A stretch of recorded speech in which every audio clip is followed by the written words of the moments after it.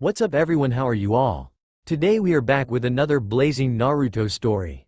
What if Naruto was banished and his return ended the Shinobi system forever? If you enjoy then please like, share and do comments. There was once in Naruto's life when he was just like any child. He was sheltered, loved, and protected. He had someone to lean on. He had a father figure and a friend. Naruto had a house and a yard and someone that scolded him whenever he was being a little too mischievous. He had someone that he trusted explicitly for his well-being. During that part in his life, he was taught how to read and write. He was taught many things that kids his age shouldn't have been able to learn or grasp. And for that father figure and friend, he would have done anything, but all that was asked of him was to be understanding. He only understood what that person meant when it was too late. By that time, that person had already left Naruto. It was too late for that person to see anything. It didn't matter how many times Naruto cried and begged for the man to come back because he never did. All his begging and crying were all just a waste of his strength and energy. It was then that Naruto learned what loneliness was. When he was alone with no one to fall back on, the world had suddenly become harsh. He was hated and bullied for absolutely no reason and he had no one to run back to. He was sent to an orphanage that held too many children that were uncared for. The matrons there hated not only him, but every single child that resided in that orphanage. Many times, he and the other children had to go without food for weeks. There, he learned what it meant to truly care for something. In the short amount of time he stayed there, he found himself having to care for the other children. He had to care for the ones that couldn't walk yet, the ones that couldn't talk yet, and the ones that were too young to understand that Naruto wasn't their daddy. They didn't understand that Naruto was only 5 years old and in no way old enough to be a father. Their Naruto was also happy. It wasn't the ideal life, but he had people that he cared about, people that relied on him. He had a family. Then that was also taken away from him. The orphanage was burned down by those that had an unexplainable hate of Naruto. All the matrons died and almost all of the children there were gone. Only 2 had survived, a 4-month-old baby girl and a 3-year boy. They were the only 2 that he had managed to save. For years afterwards, he was plagued by nightmares. The faces of those he couldn't save haunted him. Sometimes his dreams would show the children hating him. But those were okay. They had a right to hate him. He couldn't save them and he deserved it. The ones that really got to him were the dreams of those children smiling at him. In those dreams, the children told him that they didn't blame him, that they loved him. "Don't blame yourself," they said. "We love you and we'll always watch over you, Daddy," they said. Those ones hurt. They made his chest clench in a way that left him gasping for breath, face red, and tears streaming out. He would have given anything to see them again, but he couldn't. They should have blamed him, but they didn't. It always left him in a wallowing mess of sadness and pain. One that threatened to consume his every waking hours. Once, he almost took his own life. It wasn't worth it to keep living in pain and he so badly wanted to be with the ones that left him. He had grabbed for a broken glass and gotten ready to stab himself when a whimper from the 2 bundles beside him snapped him from his despair. They weren't aware that he was about to abandon them, but he was. If that whimper hadn't come out when it had, the 2 children he'd taken such pains to rescue would have been left alone. The things he'd done would have been in vain and they'd have suffered the same fate as him, and that's what really stopped him from giving into his suicidal tendencies. In that cold and bitter-filled night, Naruto swore that he'd live for those 2 children.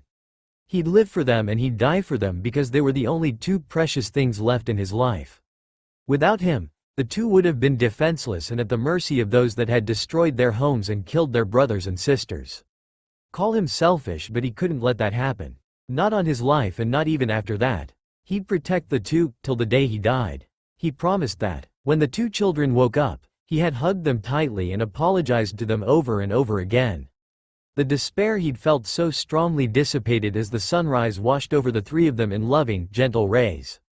At that moment, he recalled what that person and told him with a sad smile. "You don't have to do anything for me, Naru-chan. I don't want you to do anything. I just want you to have a normal childhood. And if you want to do anything for me, just grow up to be a great person. Grow up to be an understanding person." "Why?" he had asked. "Because my child, people in this world aren't understanding enough. If we had just 1 person more in this world that were willing to understand one another, we'd have a world full of peace. War and violence doesn't have to happen. He'd given Naruto a gentle smile full of sadness and worldly burdens. But why'd I have to be understanding? Because if it's not you, then who else? And besides, I'm not asking you to be understanding, it's your choice. It is? Naruto frowned thoughtfully. If I become understanding, what happens? What does it matter if I'm understanding but the other person is not? At that person smiled triumphantly. It'll become your secret weapon. The younger Naruto just shook his head in disbelief. That wasn't the first time that he recalled what his father figure had asked of him, but it was the first time that it had hit him so hard. It had finally sank in why he had to be understanding. It hurt when he realized it. Tears came out involuntarily and his chest tightened painfully. It was like a stab to his already broken and bleeding heart. He'd never even had time to heal when he was hurt again over and over. He understood that if he was anything other than understanding, he'd have just made things worse. He'd be like the villagers who tried to kill him and anyone innocent who were involved. He didn't want that, and so the small fairy tale that he had lived in shattered completely. The world wasn't as nice as he thought it was. The world was cruel and it ruined and killed innocent and unsuspecting people. It was never nice to the good people. This was something he experienced firsthand. During that period in his life, in an attempt to follow with what that person had told him, he was tricked and betrayed many times. People laughed at his pain and misery. They even encouraged and fed off of it. They weren't like that person at all. That person that he could trust. That man always kept his promises. It didn't matter how difficult the promise was, he would keep it or die trying. It was from that person that Naruto learned to keep his promises, no matter how insignificant it was. And for 3 short years, not counting the 2 years at the orphanage, he was truly and completely happy. But all of that was gone in a matter of hours. He was abandoned and left alone. The man had died 8 years ago. "Kid, wake up, the 2 devils are awake." The voice that thundered through his head was an annoyed one. "I'm awake, Kurama." Naruto yawned, unconsciously showing his long canines. "Brat, they be here in 9 seconds. Kurama grumbled with an animalistic growl. "Okay." Naruto slowly got up. The sun's rays hit his blonde hair beautifully, making him glow in an ethereal way. "Daddy." 2 distinct voices called out enthusiastically, making his cerulean blue eyes widen in surprise. One was male and he sounded closer than the other one, who was a female. He had barely gotten out of bed when he was tackled back on it. Groaning in pain, he used his elbows to push himself up, shaking his head to clear the hair out of his face. "Haru-kun?" He playfully glared at the young boy in front of him. "Where's Kyoko-chan?" he asked. "Behind me," Haru quickly replied before burying his head full of red hair into Naruto's chest. Rolling his eyes, he sat up and waited for the other pitter-pat sound to come closer. He smiled as a familiar shout of "Daddy" reached his ears. Petting Haru's red hair back, he got up and patiently waited for Kyoko. A few seconds later, she was in front of him, her short baby legs rushing towards him at a speed unusual for a toddler. "Daddy!" she screamed in frustration, her navy blue hair, almost black hair, swished adorably as she came to an abrupt stop. He smiled at her apologetically before glancing down at a blissful Haru. "Haru-kun," he whispered, "you might want to move your legs a little higher or she'll bite it." Without a sound, the red-haired boy immediately wrapped his legs around the blonde's waist. "Daddy!" Kyoko gave Naruto a cute glare. Naruto chuckled and bent down for a hug. She responded immediately. "Who taught you how to glare?" he cooed. "Did you teach her, Haru-kun?" "No," was the muffled reply. "No? Then who did?" the blonde asked as he set both of them on the bed, his cerulean eyes twinkle merrily. "Haru," Kyoko chirped helpfully. She gave Haru a bubbly smile. Haru glared at her, his green eyes lit up angrily. "I didn't teach her, Daddy." She copied it. The small boy crossed his arms and humphed. Kyoko's smile widened. "No." Haru's head immediately snapped back to her. "What do you mean, no?" he yelled. "I didn't teach you how to glare. You copied it." Naruto gave an amused snort. "Here we go again," he thought. Teach. The amber-eyed baby clapped her hands cheerfully. "I did not." The blonde rolled his eyes at their behavior. "I'm telling you," Kurama snorted in amusement, "that the female kid is just egging him on." Naruto just nodded his head in agreement. "I should stop them, shouldn't I?" "Not yet. The good part's just starting," the fox murmured distractedly. Naruto laughed. Let's make breakfast, everyone. He called, clapping his hands. The chatter quickly died down. Breakfast? Came Kurama's eager response. I'm poofing out. And before Naruto could respond, a small orange fox poofed out of thin air. What are you waiting for, brat? Go make some food, the fox demanded before running towards the kitchen.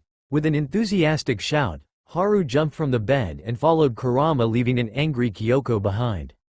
Daddy, help! Pouting angrily, Kyoko raised both her hands up, demanding that Naruto pick her up. With a gentle smile, he grabbed her and ran after the other two. This is the present, not the past, Naruto reassured himself. Nothing's going to happen. Naruto quickly sat up in bed. With a strangled gasp, he quickly scanned his surroundings, an eerie glow in his eyes.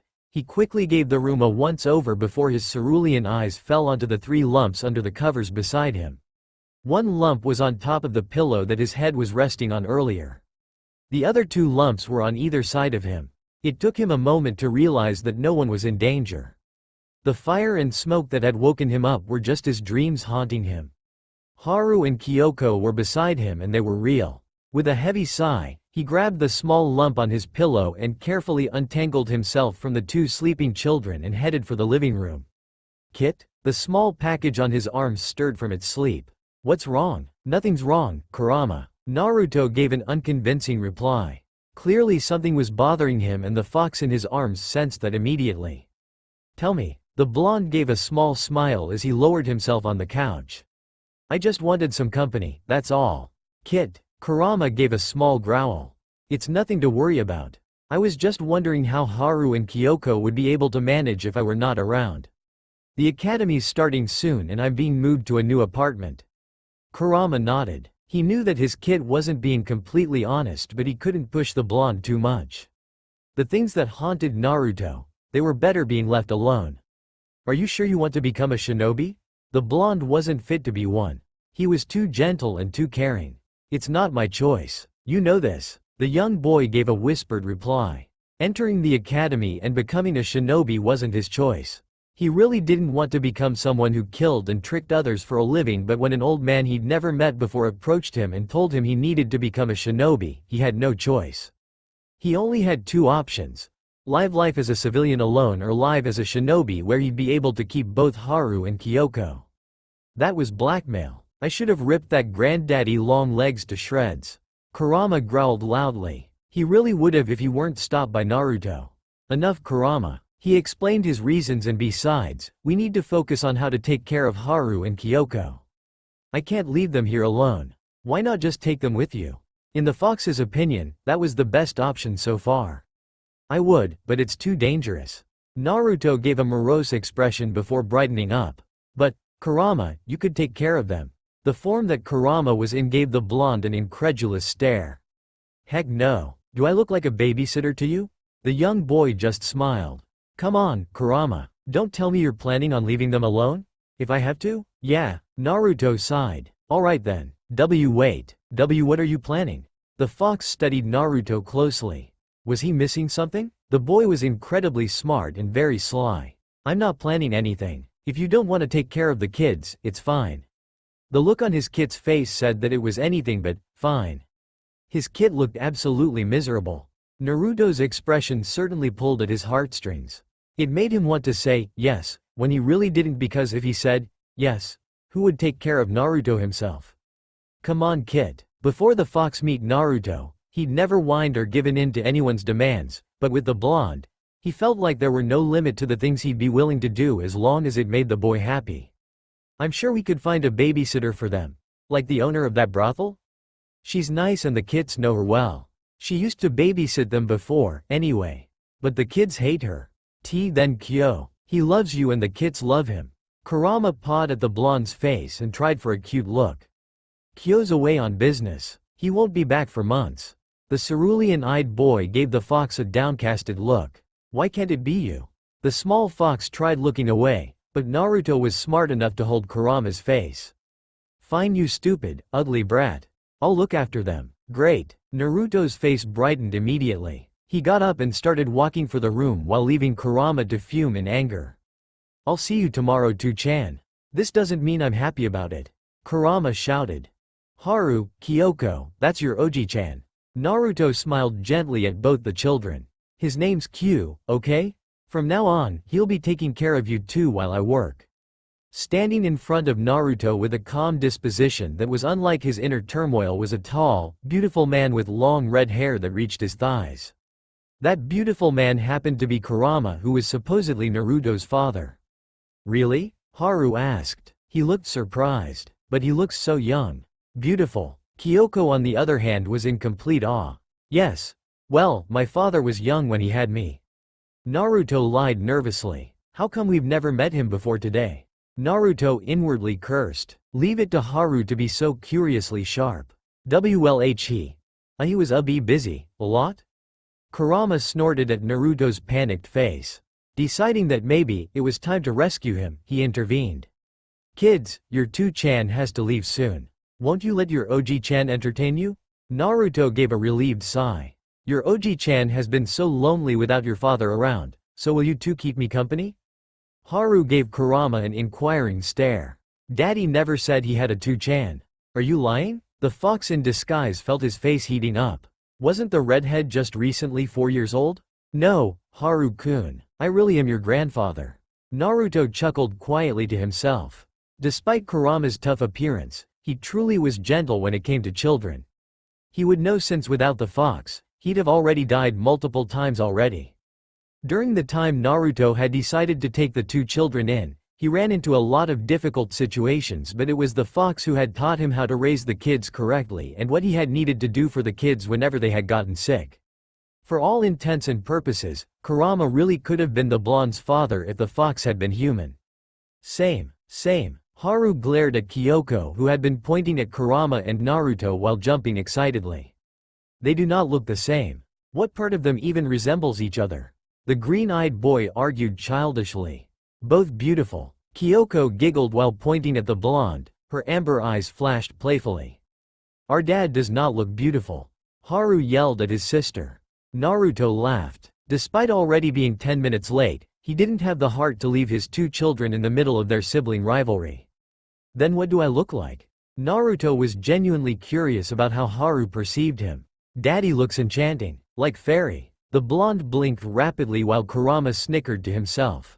You heard that, brat? You're enchanting, like a fairy. How girly. Keep laughing, 2-chan. Naruto mumbled under his breath, knowing that the fox heard it. Fairy beautiful. Kyoko argued back, glaring fiercely at her brother. No, they're not. Clearly you need to learn how to read before you try disproving people's careful analysis. Haru humphed and crossed his arms proudly. Read, idiot. At this point, the two were already at each other's throats. What did you call me, you twerp? Naruto, who had just been enjoying their display, choked. Where'd you two learn that kind of language? It obviously didn't come from him, and it wasn't from Kurama, since the two couldn't hear the fox talking when he was in his fox form, and this was the first time they actually met Kurama as a person and understood his speech. Kyo ni. Both children shouted at him, angry and panting. Not at him but at each other. Sighing, the blonde decided that he really had to leave. He wasn't really angry at them, just a bit scandalized, that's it. And Kyo. He really needed to have a talk with that ni-chan. Okay. Well, give me a hug, then, cause daddy needs to go. With solemn expressions, the two children slowly walked towards him as if by dragging out time, he'd stay. When will you be back, daddy? Haru asked sadly. Back. Kyoko repeated just as sadly, if not more. It almost broke Naruto's heart. When he'd made that promise to always protect them, leaving them had not been part of the equation. Tonight, but there will be times when I have to go out of the country, okay? Hopefully it won't be for a few years, but I'll always tell you if I won't be able to come back. If not me, then your grandpa, okay? Do you really have to leave? Haru asked, his face still buried in Naruto's chest. What's wrong with staying here? In this house with us? Naruto's chest squeezed painfully. Times like this made him realize just how screwed up the world really was. Nothing's wrong. Daddy's just got a life closer to where he'll go to school and work, that's it. The blonde closed his eyes to keep the tears at bay. You'll still definitely see daddy, though. He gave them a gentle smile before letting them go after one last tight squeeze. Birthday comeback? Kyoko asked, eyes bright with unshed tears. I'll come back for all the birthdays. I promise. Naruto nodded while patting her hair. Kyo ni's and Busu Obaa, too? Haru asked. Naruto laughed. Don't let Kimiko hear you calling her that. Really, he should put an end to it, but they needed their fun. And if he didn't let them call the owner of the brothel horrible names behind her back, then they'd make her life hell. Letting them get away with the name callings were the best and safest options. But yes, I will make it back for all birthdays. Kurama, who had just been watching the scene, felt a stab to his heart. Just how long was he going to be able to keep watching that bright smiling face of his kids? How long would it be before he would eventually lose him? Kids, let your two-chan go, please. He's very late already. Kurama pulled the children away from Naruto and went to give the blonde a hug also. Just why did he have to let his kit slip through his fingers? After a heartfelt hug from Kurama, Naruto gave the redhead and the navy-haired girl a kiss on the forehead and left, all the while waving frantically with a bright smile that did not go along with the lonely and empty feeling he felt as he walked further and further away from his most precious people. When he was far away enough, he stopped and gave the house he'd been living in for a whole year a once-over. The house wasn't bad, it was kind of big, actually, with a very pretty garden full of vibrant flowers greeting any strangers that may pass. It had a koi pond and a fountain and a relaxing zen garden in front of the porch that held a swing fit for 5 people. The outward appearance was that of a traditional Japanese house with an ingawa, but the inside was completely different. It had a genkon, but it was actually a 2-story modern house with spiraling stairs and many rooms with actual doors and not shoji ones. This was the house he'd bought a year ago working at a Red District brothel as a high-demand exotic beauty. The only lucky thing he'd gotten away with while working at that brothel house was leaving with his chastity intact. He'd brought the house by selling himself, but nobody needed to know that. I'm Naruto Uzumaki and I'm gonna become a Hokage, Naruto announced, sweating nervously. He had been a bit late to the academy since he wasn't sure what face to put on. The academy was a completely new experience for him. He'd never been in school nor around kids his age. He figured that acting like his true self would not be beneficial. He was too mature and responsible. He didn't fit into the descriptions of kids his age. And really, he didn't actually want to become a Hokage, but it was still something he figured he should strive for. What's he, an idiot? Does he think he's cool announcing himself like that? Isn't he the boy our parents told us to stay away from? As if a dumbass like that could ever become our leader. The whispers he'd gotten due to his announcement killed his self-esteem a little. He knew that things were going to turn out this way, he'd prepared himself, but it still wasn't enough. He didn't think he'd get hurt when they'd treat him like he was just some pest, but it did. He hated that he couldn't just not care. Right, kid, take a seat and stop embarrassing yourself, will you? A familiar man with dark blue hair drawled out. Naruto's face flamed up immediately. One due to shame and the other due to nervousness. The blonde knew full well that some shinobi went to brothels, but for this one specific shinobi to be his sensei. The man, Tetsuo Kagami, had been a regular customer of his before the blonde had quit. Though the man hadn't been able to make any connections between him now and him before yet, but it was only a matter of time. Taking a deep breath, Naruto walked to a sit far in the back, making sure that his face wasn't shown. Outwardly, he walked confidently, but inwardly, he was a complete mess. He was already hated by the populace, any more slander to his name and he'd be a complete outcast.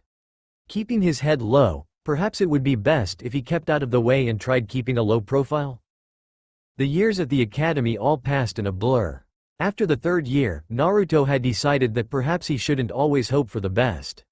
While his first year at the academy was fun, the others weren't. Not all the teachers were fair like Tetsuo-sensei. Most teachers that taught at the academy held heavy baggage and they weren't always able to discern present from past. Naruto didn't blame them. He never did, but that didn't stop the pain in his heart from getting worse. Naruto sighed. It was time for school and he wasn't really looking forward to it. He sighed once more before he stopped in front of a pond. He gave his reflection a deep frown. His reflection just stared back at him with its horrible fashion sense. Bright orange jumpsuit, spiky sun-colored hair and a tacky Google sat atop its head. Is this what I've become? He thought morosely. He hated the clothes that he had to wear since starting at the academy. He could have afforded better, not to mention the fashion sense. He looked like a living target. He was only glad that he didn't have to wear it 24/7. He missed the days where he could spend the day with his children without a care. The times where he could dress however he wanted. The times he didn't look like a freak but someone that many people actually adored. He used to be the envy of many people, but all of that was covered up. He wouldn't have minded if it were for his current year at school. The fact that all the people in his class preferred Sasuke Uchiha irked him. To be completely honest, the boy wasn't even all that great. His skills and intelligence may be above average, but so was Naruto's. And if they wanted to compare looks, Naruto was confident that he'd win that by a landslide. The blonde had many admirers, among both genders and among even the young and the old. Well, before anyway. Now, he'd gone AWOL, but if he didn't, he'd have more attention than the stupid Sasuke Uchiha. Frowning at his train of thought, Naruto immediately cut it off. What was the point of being bitter? It's not like he could change his appearance yet. The term of condition was to wait till he became a genin.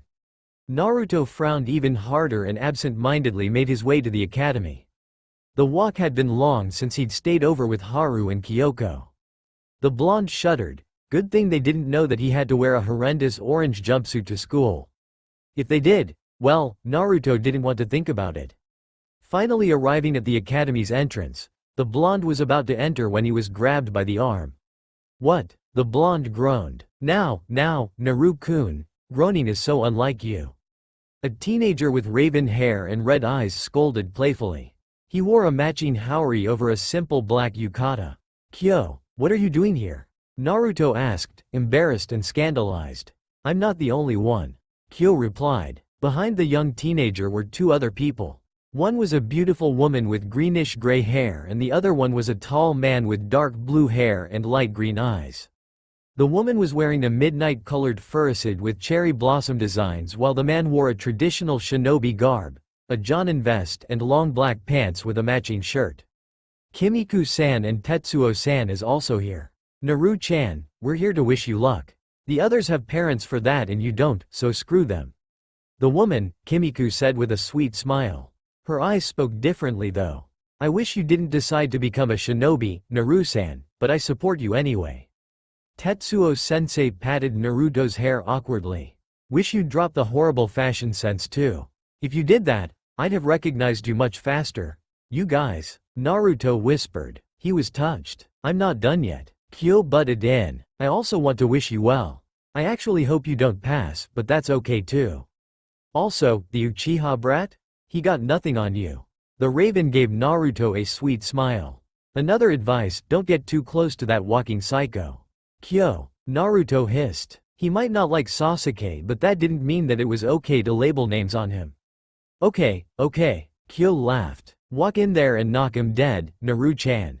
Kimiko whispered encouragingly as she roughly pushed Kyo aside. After a few heartfelt hugs, Naruto walked into his classroom with a few minutes to spare. Without looking, he just took a random seat. It so happened that the person in front of him was Sasuke Uchiha, a boy with pale skin with dark eyes and black hair that looked like soft feathers. Like usual, the classroom was a complete mess. Some were sleeping while others were loudly talking to their friends. Some mischievous students were even playfully fighting amongst themselves to wane off a little tension. Naruto did none of these things. He just sat down and quietly focused on keeping the loneliness at bay. 5 minutes later, everything was calm. The teacher, Iruka-sensei, a chunin with a scar on his nose, was in and ready to give out exams. The man next to him was Mizuki, a young man with gray hair and cruel eyes. He happened to be the assistant teacher. Taking a deep breath, Naruto braced himself. Despite being told that he'd be promoted to a genin even if he failed his current exam, Naruto was still nervous. He didn't want to rely on connections if he could help it. Taking deep calming breaths, Naruto's name was up. Nervously, he walked to the back room and performed the 3 jutsu required to pass. He managed 2 and failed the last one. Fail, Iruka-sensei called out. Mizuki inwardly smirked. Don't be too hard on the kid, Iruka. He did well on the other 2. The assistant teacher faked a pitying voice. No, failing means that he failed. He won't be given any special treatment. Iruka-sensei said, his voice final. I'm sorry, Naruto-kun. With a dejected look, Naruto walked out of the room. He went outside and sat on the swings. This time, he'd really tried. The blonde knew the source of his problems too, but it wasn't like he could do anything about it. He didn't know any clone jutsu that required a lot of chakra. The blonde wasn't sure how long he sat there, but by the time he became aware of his surroundings, it was already dark. Getting ready to go, Naruto got up, but he was quickly stopped by a sickly sweet voice. Naruto-kun. It was Mizuki. If you're really upset about failing your genin exam, I know another test that'll promote you if you pass. Naruto blinked. He really didn't trust Mizuki, but was this what the Hokage meant when he said the blonde would be promoted to genin either way? Really? Naruto faked being hopeful. Yes, all you have to do is steal a scroll from the Hokage's tower. This exam tests your ninja skills in infiltration, information gathering, and rescuing missions. The forbidden scroll is important, so it'll be a substitute for a captured person, and then sneaking in is your infiltration, and finding out where the scroll is and how to get it out is information gathering. Naruto nodded. It sounded really shady, and he was not going to trust Mizuki, but if the man was even slightly honest about this exam, he was gonna take it. Okay, he agreed. You have to hand it over to me tonight at midnight. I'll give you the locations before you start. Again, Naruto nodded. It was the next day and Naruto was a genin. Turns out, Mizuki was a traitor and the Hokage used Naruto as bait. The blonde wasn't really happy about that one, but he understood. Naruto was someone useless. If he'd accidentally died, no one would miss him, and as a Hokage, the old man had to use any method available at his disposal. Without looking at any of the seats, the cerulean-eyed boy sat closer to the front, behind an incredibly smart but lazy boy, Shikamaru. The blonde couldn't have sat there for more than a few seconds before the two leaders of Sasuke's fangirl group ran into the classroom. It was well known, the rivalry between the two. The girl, Sakura, had bubblegum hair and large green eyes, and the other girl, Ino, had platinum blonde hair with dull blue eyes. They were beautiful, but their beauty were wasted on a boy that ignored their very existence like they were just mere flies. "Get up, Baka," the girl with bubblegum hair screamed at Naruto. "Forehead girl, that seat's mine," the other girl cried, and they argued back and forth long after they'd knocked Naruto out of the seat. Naruto hadn't even realized he was sitting beside the Uchiha. Exactly what was so great about the Raven boy? The boy didn't talk, he was rude and disrespectful, and he treated others like dirt. Was that the kind of guys girls went for?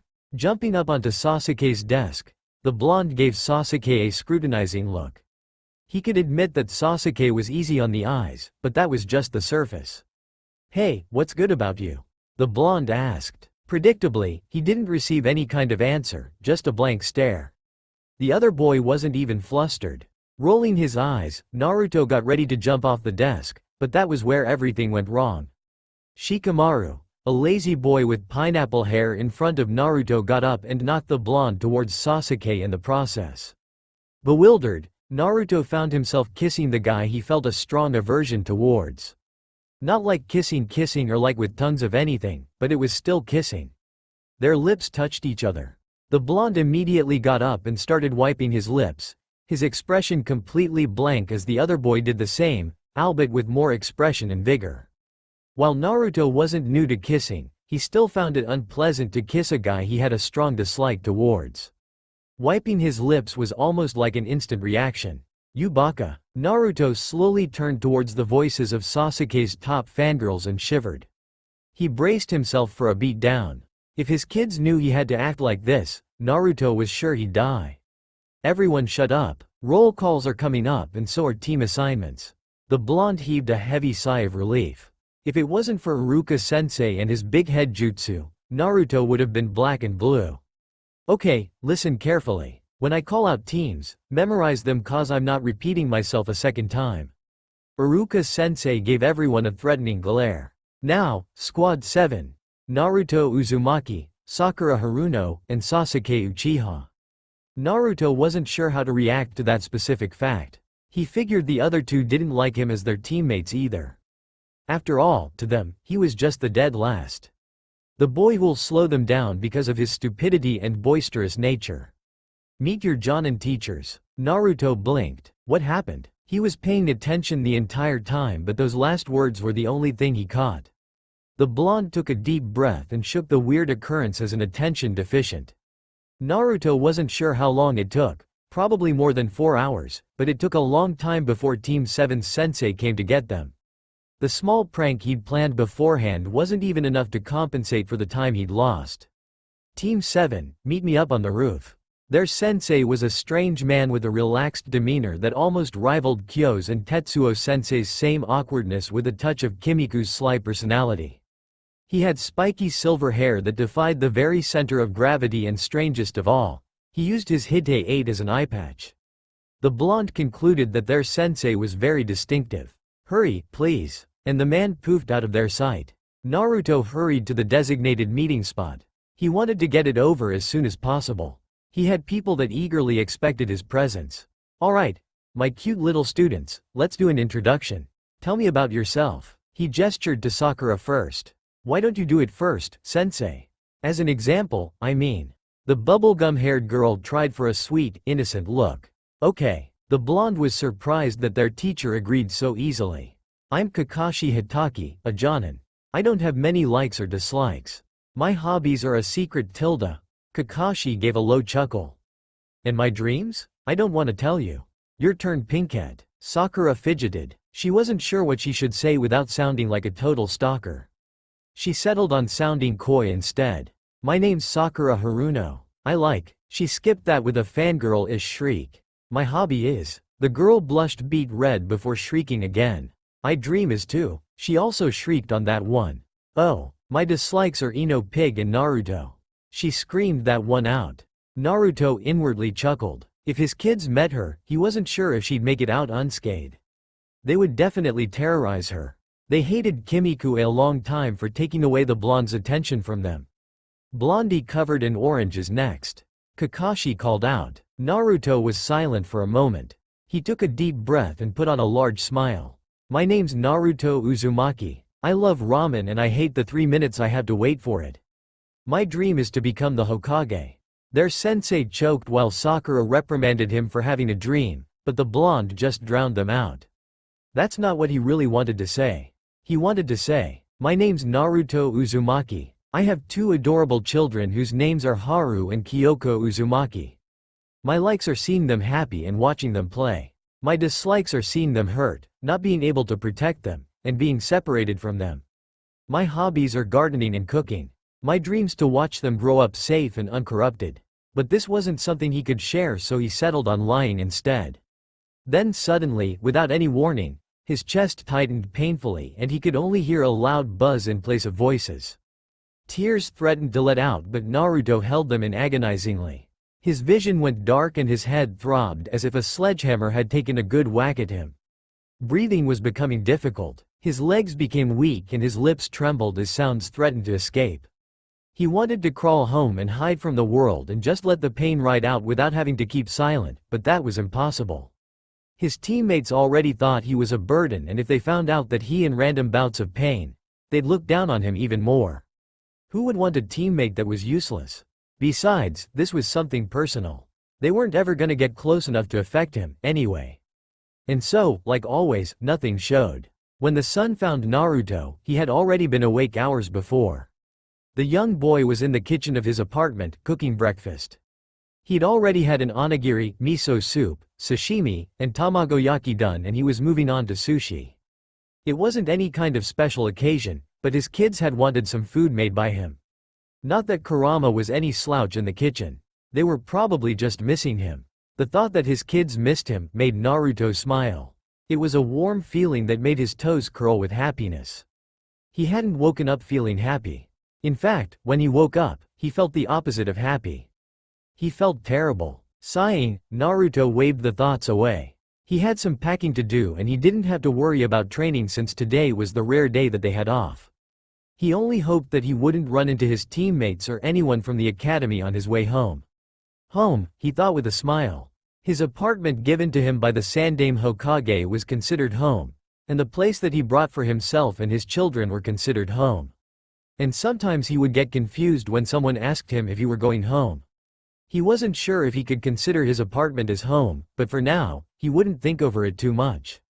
He was home free with no teammates to annoy him and no teachers to pick on him. It would just be a happy day with Haru, Kyoko, and Kurama. They'd probably play all day and picnic in their backyard. The blonde boy was looking forward to it. Until someone knocked on his door. Cautiously, Naruto opened the door. The face that greeted him was unexpected. "Sasuke?" he asked. "What are you doing here?" The black-haired boy gave a grunt, not that Naruto knew what it meant, but he interpreted it as "let me in." Surprised, Naruto robotically opened the door wider, giving the moody boy access to his apartment. Without a word, the raven came in, looked around, walked towards his dining table, and plopped himself on one of the many chairs that surrounded it. "I followed the smell," the raven said with his usual stoic look. "What?" The blonde couldn't stop himself from looking stupid. Rolling his eyes, the Uchiha repeated himself again. "I followed the smell." Like that makes any sense, Naruto thought sardonically. "What smell?" "The smell of food. I followed it and it led me to your door." The raven spoke like it was the most obvious thing in the world. "Why did you follow the smell?" It must have exceeded the Uchiha's words of the day, cause Sasuke clammed right up, but not before giving the blonde a haughty look. Sighing, Naruto decided that the boy had to go. Today was supposed to be teammates proof and he intended to keep it that way. "I'm not sure what you're doing here, but you need to go," Naruto said slowly, testing out each syllable to make sure they were the right ones. "I won't be home. I have things I need to do." The blonde waited patiently for the raven to stand and make a move for the door. He waited and waited. "Okay, what are you doing?" "I don't know if you know, but that was me kicking you out." Silence and a blank look. "Can you leave?" Naruto groaned when Sasuke made no move to get up. "Did you not you? I want food." The blonde blinked incredulously. "You want something to eat?" When the raven didn't reply, blue-eyed boy looked around his apartment, a little confused as to what to do with his unwanted guest. He really didn't have much time. His cooking wasn't even done. He had a lot other dishes to make and he was due to meet Haru and Kyoko in less than 3 hours. Rubbing his head, he sighed loudly. With an exasperated glare, he walked to his small kitchen and grabbed an open bento box. "Here," he said loudly, pushing it towards Sasuke. "Leave after you eat it." The blonde huffed and walked back into the kitchen. The raven's behavior was unorthodox. He had half the mind to think that the boy sitting at his dining table wasn't actually the Uchiha. The genius boy never did things like this. It was unlike him. While cooking, Naruto was a little absent-minded. Right in front of him was Sasuke, eating the bento he'd been given, quietly. It was unnerving. It left Naruto anxious and uncertain. It was clear that the raven was suffering from something since he'd searched Naruto out. It was easy to spot. The tightening around the eyes, the tense way he was holding his chopsticks, the way his lips quivered as if he was ready to cry, and the way his eyes seemed to just glaze over the food like they weren't even there in front of him. The blonde could just feel his barriers dropping and his will weakening. He wanted to help Sasuke. The black-haired boy seemed to be in pain, in a dimension of his own and trapped there. Whatever made him seek out Naruto was a mystery. Perhaps the smell of food was similar to a comforting memory? The blonde had seen this happen to many people. Usually it was on a traumatic date or something that reminded them of it. Slumping, Naruto figured that he shouldn't just leave the Uchiha like that. His plans with his family would have to wait a while longer. His kids and Kurama won't be happy with him, but it wasn't like he could just leave a fellow teammate in that state. "Alright," he thought as he walked towards the seat across from the raven, "I'll bite." There was a pregnant silence before the blonde boy broke it. "Wanna tell me why you're in a slump like this?" All he got was silence and he was expecting that. Usually when Kyoko got angry, she would retreat within herself and refuse to talk to anyone. He'd have to pry out her problems from her. It was common for kids to do that when they felt misunderstood. He waited for Sasuke to talk patiently. "I just came for the food, Dobi." The dark-eyed boy murmured under his breath but Naruto heard it perfectly. Naruto shrugged and raised both arms in surrender. "If you don't want to talk, it's fine." But the blonde didn't make any move to leave. He just sat there in front of the Uchiha, silent, patient, and waiting. For a long while, it was just the two boys and their silent breathing occupying the room. 5 minutes into waiting, the blonde had gone back into the kitchen. He figured that there was no point in waiting for a person unwilled to speak. If Sasuke ever wanted to seek him out again, he was free to do so, and if Sasuke wanted to talk with him, he'd be waiting and ready to listen. Here, Naruto glanced up. Since he had walked into the kitchen, he'd been busy making whatever caught his fancy. He'd tuned the Uchiha out, so when the boy walked up to him with his hands stretched out in front of him, Naruto was a bit lost. "What is it?" the blonde asked cautiously. "It's a seed." The bright-haired boy raised an unimpressed eyebrow. "It's from a rare flower found only in the Uchiha district. When it blooms, it's supposed to give you something completely loyal to you. Granted, you're the one that takes care of it." The Uzumaki boy looked at the hand held out for him and then back towards the owner of it. "Why are you giving it to me? Don't you need it more?" thought the blonde. "These flowers haven't bloomed in centuries. I have no need for it. It's just a myth, but the Uchihas kept it closely guarded." "You can have it." Naruto crossed his arms and frowned. "So you're giving me something that doesn't even work? Why would I accept it?" The raven scowled. "You don't have to accept it, Dobi. I was just being nice for once." The blonde rolled his eyes. "I'll take it." He thrust an open palm towards Sasuke. "If you're going out of your way to be nice, then who am I to refuse?"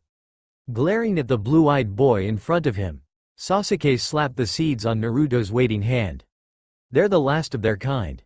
Take care of it," the raven testily bit out before stomping his way out of Naruto's apartment. The boy left behind had a confused smile on his face. "Why give it to me?" he thought, looking at the small, brown seed in his hand. The seed didn't look special, and it probably wasn't. It was probably just some rare flower that grew around the Uchiha estate. It certainly didn't look like it could be a magical plant or anything that would warrant a myth of. Shaking his head, Naruto slipped it in his pocket to plant later. He went back to the kitchen, grabbed a few bags on the counters and walked out the door. The blonde only hoped that nothing else would ruin his day with his precious ones. Naruto was on his back, his head damp and his body aching in places that he didn't even know existed. A few days after Sasuke had barged into his home, Naruto had acted stupid and made a request for a C-rank mission. The blonde knew that the Hokage would not say no to him, and he took advantage of that.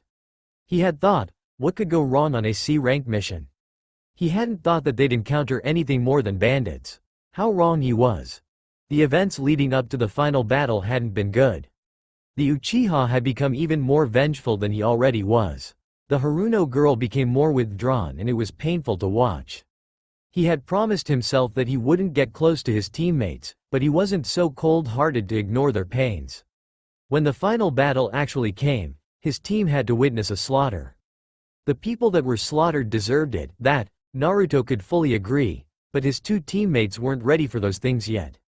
The mission was completely Naruto's fault. He had asked for it. The boy rolled onto his side. The blonde knew he wasn't powerful, but he was strong. But in that situation, he was utterly helpless. He couldn't reveal his abilities without drawing attention, and he couldn't even fight properly. The whole entire trip consisted of him being completely distracted. He had things he had to hide. Things that needed his full attention. He was truly and utter pathetic. "Kit," Naruto groaned. He tried waving away the shadow that obscured his vision of the clouds. "What do you want, Kurama? Shouldn't you be at your apartment or in Team 7's training grounds?" The red-haired man asked gruffly. "I'm hiding from them," Naruto replied and turned his body to the other side. And away from the fox. Kurama huffed and sat down, cross-legged. "Kit, you have to talk eventually. You can't ignore your teammates or me forever. Watch me." The fox sighed and stood up. He grabbed the blonde's arms and dragged him up also. "What are you doing?" the boy cried. "We are going to talk. Then you are going to man up and face your teammates." Naruto opened his mouth to protest. "If you open your mouth to complain, Haru, Kyoko, and Kyo are going to have a fun trip to the hot springs near Mount Haruki. Without you. And I'll be here to torture you." The blonde snapped his mouth shut. "Now, let's talk." The blonde grumbled under his breath, but didn't resist. For that, Kurama was happy. He wasn't sure he'd be able to handle a petulant Naruto. Not that the blonde was petulant much. "I'm up. We can talk, now." The fox pinched the point between his eyes and blew a large gust of air out of his lips. "I'm not sure how to prep you for this, so I'm just gonna jump in and be blunt." The redhead faced Naruto with a serious expression, all traces of earlier's indulgence gone. "Then go for it." The blue-eyed boy gestured for Kurama to continue impatiently. "You used my chakra on your wave mission." The blonde blinked, nothing betrayed his inner turmoil. Everything was a mess and he wasn't expecting for Kurama to confront him so quickly. He shouldn't have been surprised though. The fox, for all his trickery, was always blunt and to the point. But still, he wasn't sure what to say. Using Kurama's chakra wasn't something that he'd been forbidden to do, but it was something that the fox hated. Not for any childish reason. The man Naruto considered a father had a great reason for not wanting the blonde to use it. Silence permeated the air around them. One was uncertain of what to say and the other was waiting for an answer, an acknowledgement. Finally, the blue-eyed boy opened his mouth to speak. I was you. I told you not to do it if you weren't in mortal danger. The blonde was cut off again. You know what it does to you. It's dangerous. Naruto could only watch helplessly as Kurama ranted on and on about the dangers of using the malevolent chakra. It could kill you. The boy lowered his head shamefully and swallowed guiltily. He was perfectly aware of the dangers of using Kurama's chakra. He knew how powerful it made him and how addictive it was, but did he have any choice? Was he supposed to show his rookie teammates the true extent of his strength and have them shun him like all the others? He went on and on about how he wouldn't get close to his teammates, how he could care less for anyone outside of their ragtag family of broken backgrounds, but when it really came down to it, their opinions mattered. They were important. They had warmed themselves into his heart and they gave him light and filled up the emptiness that his family couldn't no matter how hard they tried. They made him forget where he came from, his responsibilities, and the imminent and unchangeable path that he'd have to walk on, eventually. They were his hold on reality. The ones that yanked him back and made him feel like he was just a normal boy. How was he supposed to let that slip through his fingers? That day on Wave, it was a life-changing moment. He couldn't intervene even if he wanted to. The people's hopes and morals were on the line. If he showed his true abilities, he feared his teammates would not accept him. They had their own ideals at stake in that moment. There was a lot to lose and not much to gain. But then a small, malicious voice whispered in his ears, contradicting his whole reasoning. You didn't rely on Kurama's powers because you were afraid to show your true strength. You didn't even have any strength to use during the trip. You were in too much, were hopeless, weak. You contributed to nothing. You didn't have a choice but to use the fox's chakra? Naruto clenched his fists and closed his eyes. I know. He wasn't sure who he was saying that to. The voice, Kurama, or both. Kurama straightened up and his eyes softened. I just want you to understand the consequences it could have had. I'm not angry. I'm just terrified that the next time you make a reckless decision, it'll be your last. The blonde finally looked up and gave a rueful smile. I'm sorry. Sighing, the fox rolled his eyes. He gave Naruto a small smile to show that the boy had been forgiven. Forgiven but not forgotten, the fox reminded himself. Eat then go find your teammates. You didn't ruin them. It's better that they're prepared for the cruelty life can offer early on than to face it later. That way, they have time to heal and come terms with what awaits for them in their future. They're children, the blonde argued. So are you. The fox reiterated, slinging his long arms over Naruto's neck. Besides, this is the road they chose and it's not gonna end up pretty if you coddle them. The boy hummed. He wasn't convinced but Kurama made sense. Maybe he was just biased because he just wanted to care for his teammates like he'd never been cared for. You're gonna meet up with them right after you finish eating, alright? And don't sulk. Just look at the bright side. You have a place named after you and you got treated as a hero, right? Keep it up and Naruto let Kurama's soothing voice wash over him. He sought comfort in it. Everything about the now was normal. He didn't have to worry about anything. If only time would come to a standstill and capture this moment, Naruto would be eternally happy. It felt like the before. The time before he became a shinobi. The time when he didn't have to worry about another person's life other than his own family members. If only, thought the blonde. Where have you been, Naruto? The boy in question fidgeted under his silver-haired sensei's hard stare. He truly didn't have any excuse to give to the man. I'm sorry. Naruto whispered, his cheeks were red from the attention of both his sensei and his teammates. You mean to tell me that you skipped 3 days of training, but you have no excuse? Even something unbelievable would suffice. Kakashi's voice was dangerously low. Naruto kept silent and his head down. He knew that this wasn't the usual behavior that he showed to his team, but he pushed the thought aside. I don't have any excuse. The blonde's voice was quiet and shameful.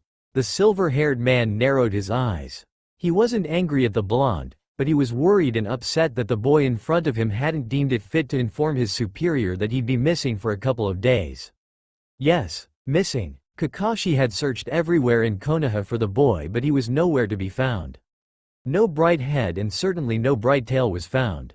Finally, after 2 days of constant searching, he'd gone to the Hokage to report that one estranged bright-eyed, blonde-haired boy was missing. He was shocked to find that the Hokage didn't even bat an eyelash. That didn't sit well with him. None? The silver-haired man nodded. Alright then, go run around Konoha 100 times before the 3 days end. Go. The blonde boy blinked. He wasn't sure if the man in front of him was being serious or not. Konoha was large and ninja or not, there'd be no way he could run around it 100 times before 3 days. The kind of speed needed were those of the current Raikage and the Yondaime. But even with their speed, they wouldn't be able to go around Konoha 100 times before 3 days were up. Maybe 35 times. Or if they were really pushing themselves, then maybe 60. But they'd be right at death's door and he didn't have anywhere near that speed to succeed. Sensei, you, go before I increase your punishment. Hurt, the blonde ran away as quickly as he could. He made his way to the village gate, explained his situation to the guards and started running the perimeter. After one lap around the village, he was already sweating profusely, but he refused to give up and give his body the rest it deserved. If he stopped now, his mind would wander. He didn't need that. When the sun set, he'd managed to run 13 laps. He'd been pacing himself, focusing on his breathing rather than the situation. By the second day, he actually made it to 67 laps, but it wasn't something he should have been proud of. To achieve that amount of laps, he had foregone rest completely. Food and water was ignored and any breaks he had were only the ones when his vision went blurry and black spots started to appear. Naruto still had to run 33 more laps before midnight of the 3rd day. That was a feat that he didn't think he could accomplish. However, when the 3rd day ended, by some miracle, he'd managed to run the 33 laps left. Exhausted and barely breathing, the boy collapsed on the floor just after completing the last round needed. He was in so much pain. His airways had constricted and he was outright panicking. He tried to gulp puffs of air, but it was for naught. His lungs burned as soon as any air touched it. He could feel slippery liquids running down his nose, eyes, and ears. His nose didn't hurt but his eyes and ears did. His eyes felt like 1,000 needles were stabbing at it and the nerves connected there burned as if lava had somehow gotten itself into the small veins connected to his chorea. It felt like someone was scratching the eyeballs and plucking them out without any care. The pains were simultaneous. They were different in the way that they caused him pain, but they were the same, enhancing and increasing the intensity of the pain. It was excruciating. All those things seemed to happen all at once, over and over again. All he could see was black and white. Whenever he blinked, the pain would shoot up to his head and if he didn't blink, it felt like fire was being branded onto his eyeballs and into his skull. Both options were painful. His ears were another matter completely. They couldn't stop ringing. The noises around him just increased the agony he was in, throbbing and aching. They stabbed at him, going deep inside his ears, hitting the nerves in there, only for the pain to radiate back out, increasing the intensity of the torture even more. Then he started coughing and he didn't have to see to know that it was blood he was coughing up. His lungs burned as he tried to get more air. Everything he tried was useless. He couldn't even move his limbs properly. His legs felt broken, the bones splintering and cracking. He was sure that wasn't true but that's how he felt. His arms were heavy and it weighed him down. It throbbed, burned, stung. He wasn't sure how to describe it. Maybe it was all three of them. But everything hurt. Every bone felt broken, all over his body. His spine felt as if someone was stomping on it over and over again. His head pounded. It felt light but in an agonizing way and he could barely lift it up. It was so intense that any little movement he made increased the suffering tenfold. Despite all this, he tried crawling towards something that would help him sit up. He knew that he would not be able to support his own weight. He had to get better and he had to escape. Midnight was fast approaching and he was in a dire situation. Kakashi would be coming to check on him soon. Or he might not, but Naruto was not taking that chance. His sensei couldn't see him like this. This was personal and no matter how much he'd grown to care for the man, Kakashi didn't deserve to know his going-ons. On his desperate crawl towards something to help him up, he was faintly aware of fast approaching footsteps. His already painful heart pounded in fear. He prayed to Kami it wasn't Kakashi or anybody he knew from his years in the academy. Kid. The bleeding boy sighed in relief. It was Kurama. Kid, wake up, don't do this to me. Please. He vaguely felt strong hands pick him up. Please be careful, he wanted to say, it hurts, but his voice left him and his lips wouldn't move. Stay with me, kid. Don't give up, please don't give up. Then his hearing decreased and it slowly left him. Fine, okay. I know you will. Just don't give. Kurama's voice became faint and far away. Then his consciousness slipped away and he was left alone with the pain. It seemed even when passed out, his suffering still continued. Naruto slowly opened his cerulean-colored eyes, wincing when the bright light harshly hit him. The second try was better and when he took a look around him, he let out a relieved sigh. It was a small room with white curtains, orange walls, a small bookshelf near the window, and a large study table with a tray of fresh porridge on it. There was nothing spectacular about the room, except for a large photo in front of him. It was of a red-haired man and a blonde boy around 1 or 2. The man was hugging the boy and smiling softly while the blonde boy's face was completely blank. The picture was beautiful. It depicted the emotion of the whole scene very well. A bittersweet memory of faded happiness. Naruto smiled wistfully at the photograph. It reminded him of better days and the time he spent with the man. Back then, he was loved dearly and safe. He knew the evils of the world but it couldn't touch him. He held no worries. It was just him and the man, spending their days together playing or learning. Sometimes, they'd just sit beside each other on the porch and watch as the rain fell. Both lost in their own thoughts with a steaming cup of green tea that they'd always leave untouched. Those days were peaceful and calm. He had never thought that he'd lose it all. That's life, he supposed. Nothing ever goes unchanged. Kit? Naruto glanced at the door. There was Kurama, standing at the door with a shocked expression with watery eyes. Kurama, Naruto smiled. He was always happy to see the immortal fox. Something happened to me? Kurama rushed over to the blonde boy's bed and hesitantly reached out his hands to Naruto's face before grabbing him into a crushing hug. Naruto laughed a little at Kurama's reaction, wincing when his chest burned for whatever reason. The fox pulled back and grabbed Naruto's face and stared at the boy intently. Don't ever do that, again. Ever, he growled. Confused, the eyed boy just nodded. What happened to me? He asked the man in front of him. You passed out for 3 days. Kurama roared angrily after he disengaged himself from Naruto. I should be the one asking you what the hell happened. The fox rubbed his face before taking in a deep breath. Now, dig in that brain of yours and tell what happened. The blonde slid to the edge of the bed and shook his head when he felt a slight migraine. He was starting to remember a little, but not enough to get a whole picture. He winced when he remembered getting scolded by Kakashi and running laps around Konoha. That was it. He didn't remember how he got in such a bad condition, though. Or, was he in a bad condition? Perhaps he shouldn't mention Kakashi at all? I think. Naruto blinked as his vision got a little blurry. He groaned when he felt his stomach heaving. Breathe, kid. Breathe. Kurama's one hand rubbed the blonde's back gently while the other grabbed a nearby trash can. Here, he pushed it in front of the boy and purred soothingly. He waited patiently for his kid to finish before pushing the trash far away. Kit? He whispered. Sorry. Naruto wiped his mouth and took in a deep breath. What happened while I was out of commission? The kids? Naruto had the fox an expectant look. They're fine. The fox reported while he grabbed for a wet towel nearby. However, your situation was bit complicated. He winced as he said that. I had to take a few matters under my own hands. Meaning? Kurama swallowed heavily. I staged a kidnap attempt on you. Right now, your peers think you're in the hands of an Iwa-nin.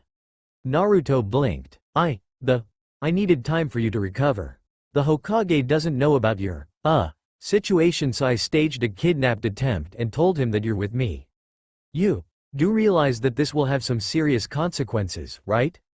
The blonde asked slowly. They'll cover it up. Kurama tried. Your village will never let your true identity become known to the populace. Yet, the populace still knew of my Jinchuriki status. Naruto answered dryly. The man in front of him huffed. It's okay, he said as Kurama lowered his eyes. You brought time. Am I alright now? The red-haired man's eyes softened. No, you need to stay here for 2 more days. I need to make sure you're alright. I've got Kyo taking care of Haru and Kyoko. Naruto nodded. It was good to stay away from his team for a few days. Staying near them made his heart ache. "This house," Naruto asked a day and a half later, "I didn't know that you still kept it." The blonde was sitting in front of a table in a modest dining room connect to the kitchen. Kurama, his only company since he'd woken up, was in the kitchen cooking. Naruto had been forbidden from going outside since they were near Konoha borders. "He left it to you. So, after we left it and bought the other house, I went back and kept it in order. I've had glimpses of back then and you both seemed really fond of the plants. The house also had a lot of memories. Is that why you?" Naruto let the sentence fade. "I didn't tend to this place for that sole purpose. I thought that it would be a good hideout if anything were to ever happen." Kurama walked over to Naruto with a tray and 2 steaming bowls. "Here, ramen?" Naruto smiled. "Shut up and eat." The fox growled with a red face. The blonde boy grabbed his chopsticks and smiled. Life wasn't so bad, he thought. If he went back in time, he didn't think that he'd change anything. There were a lot of painful things that happened, but they all led to him meeting Kurama and his kids. His experiences helped him grow and become a stronger person. The road wasn't easy, but the destination was worth it, he thought. Kurama looked up from his bowl and furrowed his brows. His kid looked happy, and he wanted to preserve the moment for as long as possible. When he'd been sealed inside the child, he'd been a mass of hatred and destruction. He remembered that. He knew also that he hadn't been the greatest person to Naruto. He'd killed the kid's parents and left Konoha in shambles. Made the kid a target of hatred for his actions. He had never held any regret for his actions until he came into contact with the blonde child, his kid. He'll admit that he definitely didn't act courteously the first time they met. He'd left the boy in a coma for 3 months and used his unconscious and defenseless state to slip his chakra out to corrupt the boy. When Naruto woke up from his comatose state, Kurama had already broken a bit of the seal off to allow him to talk with the child. He was a demon. He had whispered thoughts into the child. Insecurities and suicidal thoughts. Give him nightmares and exploit his weakness. But still, through all of that, the child stayed strong. He had been frustrated that he couldn't corrupt the blonde-haired boy. He had wanted to prove that humans were selfish and inferior, that even innocent children could grow up to be monsters. Finally, he pushed too far. When the boy was 4, maybe 5, he'd slipped a little of his chakra into one of the patrons at the orphanage. It was easy to do since the patrons there would always beat Naruto up for any insignificant reasons. He had underestimated the hatred the patrons there held for the blonde boy. He thought they would just torture Naruto, beat him up, starve him, stab him a few times, sell him, kill him. He didn't know that there would be casualties. The patron there had noticed that Naruto loved the children more than anything. They were precious to him, and the patron realized that the only way to truly make the boys suffer was to take away those that he held dear. So, the patron started the fire that killed all the orphanages except for 3. Naruto and his 2 kids, Haru and Kyoko. Kurama had regretted it instantly when it happened. When what he had worked so painstakingly hard was accomplished, to break Naruto. The boy wanted to kill himself, and Kurama regretted his actions for the first time. Not for self-preservation, but he realized that he never hated the kid. That he wasn't annoyed by Naruto's purity, he actually loved it. Naruto's caring and gently personality that never changed, no matter what, it had attracted him. He just couldn't admit it to himself. The boy, Naruto, was truly kind and forgiving. He never once blamed anybody. Not truly, anyway. He accepted everything. When the first person he'd ever cared about passed away, Naruto understood that that was just life. When he'd been sent to a neglected orphanage, he took matters into his own hand and took care of the children that needed caring. When the fire started, he'd broken down and cried. Not for himself but for the innocent children that lost their lives, for the people that couldn't see through the curtains of darkness and let go of their pain to move on and be happy in the present. He never blamed anyone for the hand they'd play in his life. When Naruto had almost killed himself, he'd given up hope in people and was ready to die. Ready to bury the people's hatred for what he'd contained. He was understanding to the end. And to Kurama, who'd prayed for the very first time since ever, for Naruto to live, thought it was a miracle when Haru and Kyoko's cries filled the emptiness in the blonde boy's soul. They'd given him hope, a reason to live, and something worth fighting for. They reinstilled the hope for people that they weren't truly beyond saving. They just needed a lot of caring. And so, Naruto eventually learned of the hand Kurama played in the blonde's life. Instead of met with scorn, anger, or any kind of negativity.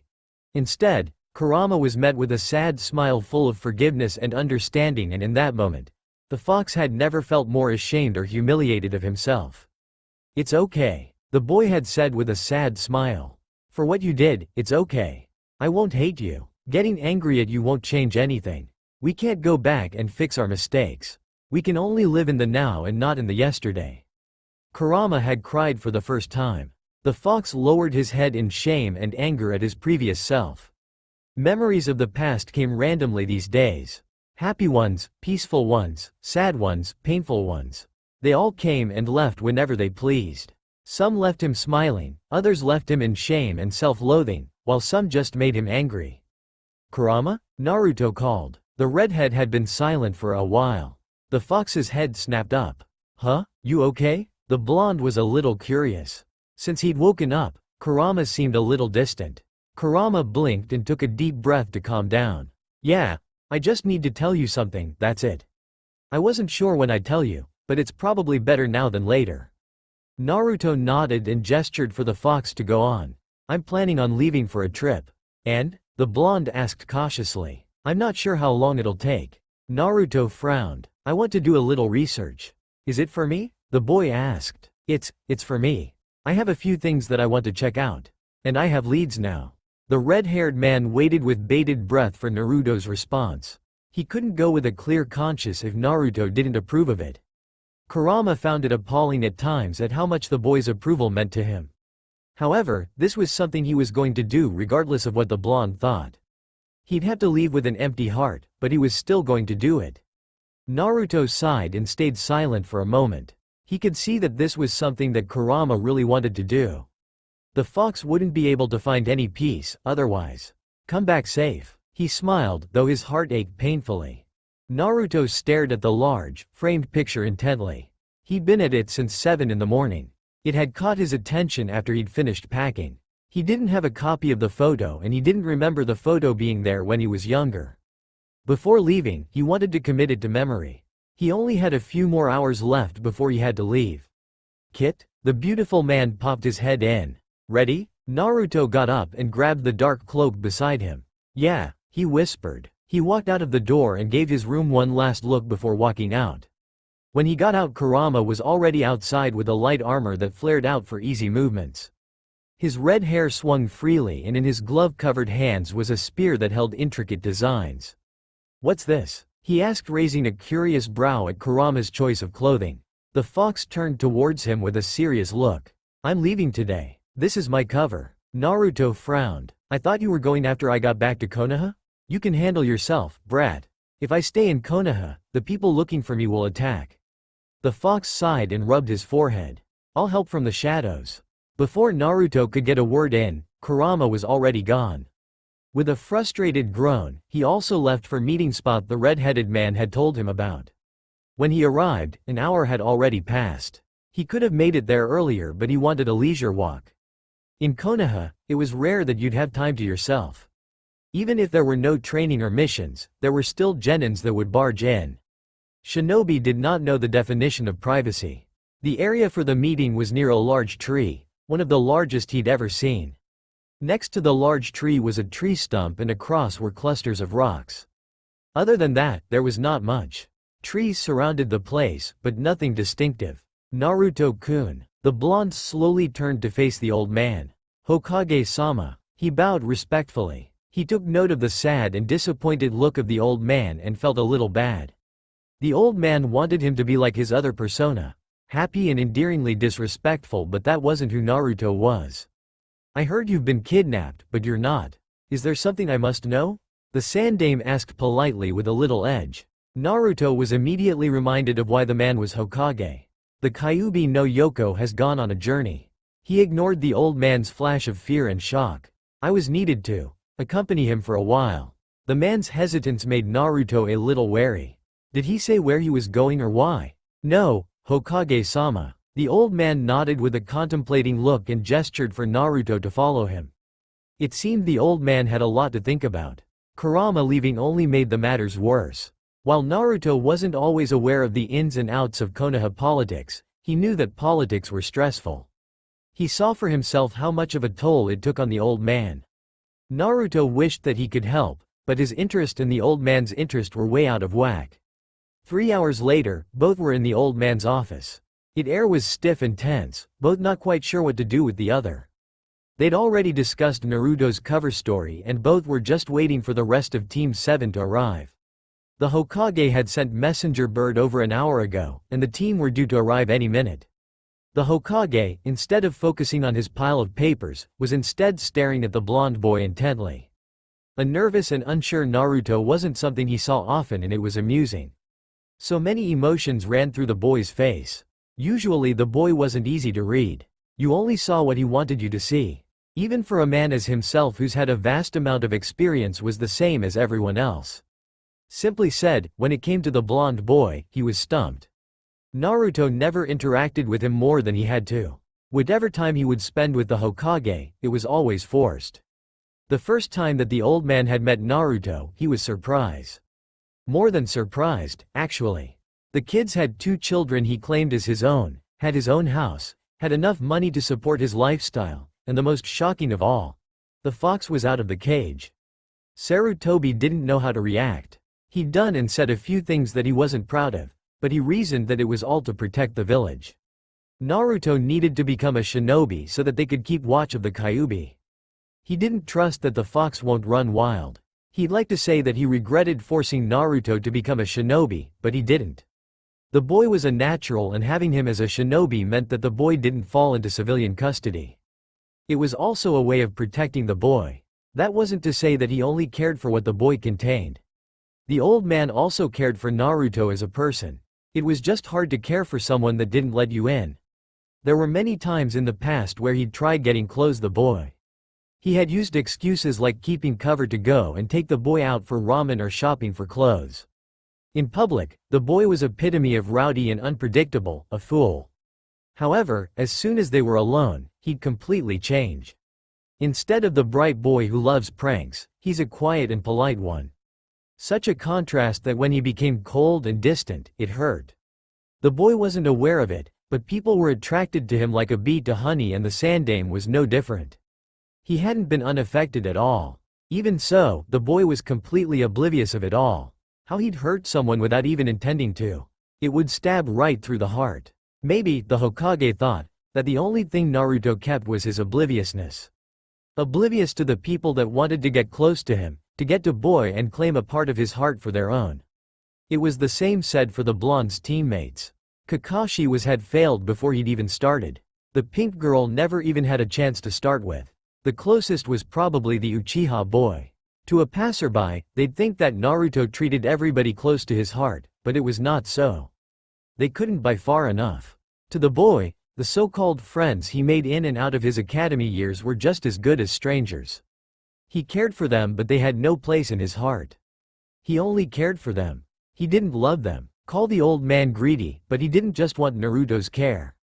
He wanted Naruto's adoration. Maybe it was because he saw a small part of it when the boy interacted with the Kyuubi and the 2 kids Haru and Kyoko. He wanted to elicitate a smile that would warm the heart of the coldest man alive. He wanted to see the eyes that would light up in happiness. The eyes that shone so blue, nothing could ever compare. Not the best jewels, not the sky, and certainly not the ocean. He wanted to see those things and to an old man, there would be nothing he'd ever treasure more than those sights. They're here, Naruto said as his facade changed immediately. The blonde was in his usual orange jumpsuit with his bright blonde hair that put the sun to shame and bright blue eyes that were rarer than any jewel. Naruto, the Hokage thought, was a heartbreaker but no one bothered to look past his clothes to see anything else. However, the old man chuckled to himself, even in the horrendous orange jumpsuit, the boy managed to look cool. Or at least he did before he sensed his teammates. Now, he couldn't see it anymore. Come in, he called before they could knock. He gave a meaningful look to Naruto and put on a grave look while Naruto looked down and tried to look sullen. The door slammed open with Kakashi in the middle. The other 2 were beside him, the pink girl on his right and the Uchiha boy on his left. The 3 had panicked faces and the look of someone that just had their heart torn out. It saddened the old man's heart to see that Naruto would never return any of their feelings of love and care. Naruto, the girl whispered with teary eyes. The Sandame saw a flash of guilt enter the boy's eyes before disappearing immediately. Sarutobi thought. Maybe he has let them in. Hokage-sama, Kakashi said after he'd managed to straighten his face. Naruto was purposefully making a fool of himself and laughing boisterously, telling the story of his supposed kidnap with exaggerated gestures. What happened? Who had him? How did he escape? Calm down, Kakashi. Everything's fine now. The rogue nin didn't torture him or anything. They were just looking for exotic things to sell, and as you see, Naruto-kun is very exotic. The silver-haired man opened his mouth. Naruto escaped when the nin fell asleep. How? Kakashi asked. If those nin could subdue Naruto, then that must mean they're chunin or above. How did he manage that? I'm a prankster, Kakashi-sensei. Naruto smiled widely. There's nothing a master prankster can't do. He gave the man an exaggerated thumbs up. I can get myself out of sticky situations, easy. Kakashi stared at Naruto with a hesitant look. He wanted to continue on asking questions, but another part of him just told him to be happy that the blondie was fine. He bowed his head in resignation after a few moments. He would concede now, but later, he was going to ask questions. 30 minutes later, all of Team 7 were outside of the tower. The atmosphere between them was less than pleasing. Naruto was nervously fidgeting while the other three walked on in silence. The blonde wasn't sure what to say to them. To be completely honest, he wanted to get away from them as soon as possible. Naruto-kun. The blonde looked up nervously at his sensei. Forgive me. What for? He asked. He was slightly on edge. It was my fault that you were kidnapped, the man said. The blonde shook his head and smiled. Not your fault, sensei, he said. Let's go eat. Sasuke suddenly blurted. Three confused faces turned to him. He scowled and started walking. If the others wanted to follow him, then they would. I can't. The raven immediately stopped when he heard the Naruto's voice. The whipped around and glared. Maybe tomorrow. The blonde went on, oblivious to the raven's growing ire. Idiot. Sakura yelled as she punched Naruto hard. Who do you think Sasuke-kun was saying that for? We've all been worried about you. She huffed angrily and crossed her arms. Naruto struggled to maintain a confused look as he tried keeping the pain at bay. When the pinkette had punched him, the breath had been knocked out of him and he was having a hard time keeping himself from blacking out. Sorry, Sakura-chan, he mumbled. He needs to rest, Sakura. Kakashi interrupted. He gave Naruto a nod and the blonde quickly ran off. He needed to escape. Hello. Naruto started touching his head with the worn and unkempt headstone. I haven't been around here for a long time. I have someone I wanted to avoid, so I just kind of stayed away. Sorry, he whispered. The blonde took a deep breath. There's a lot of things I want to tell you, but I don't really know where to start.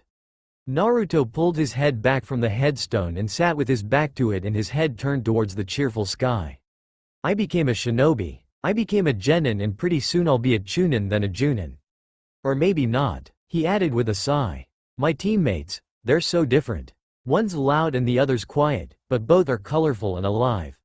Sakura and Sasuke. Sakura's a fan of Sasuke, but she's smart. Really smart. She hates me, though, and she's not afraid to show it. Despite that, I don't hate her. It's not her fault. Then there's Sasuke, the Uchiha. He always broods and at unexpected times, he would show up at my apartment and demand for food. The first time he did that, I was so confused. Now, I think I've adapted. My cooking probably awakened his childhood memories before the trauma. I might be a bit pompous when I say this, but I think eating my food soothes him a little. And then, there's my quirky sensei. He's probably the strangest of them all. He has an orange book that he carries around with him wherever he goes and he has hair as white as snow and it sticks up. He laughs humorlessly. Sometimes, when he thinks that I'm not looking, he'd stare at me intensely, trying to read me, and when I turn, he'd quickly look elsewhere. I get this feeling that he blames me for my birth parents' deaths. Maybe he doesn't realize it, but he has this face that he makes when he's looking at me. It's full of pain and hate and loathing and anger.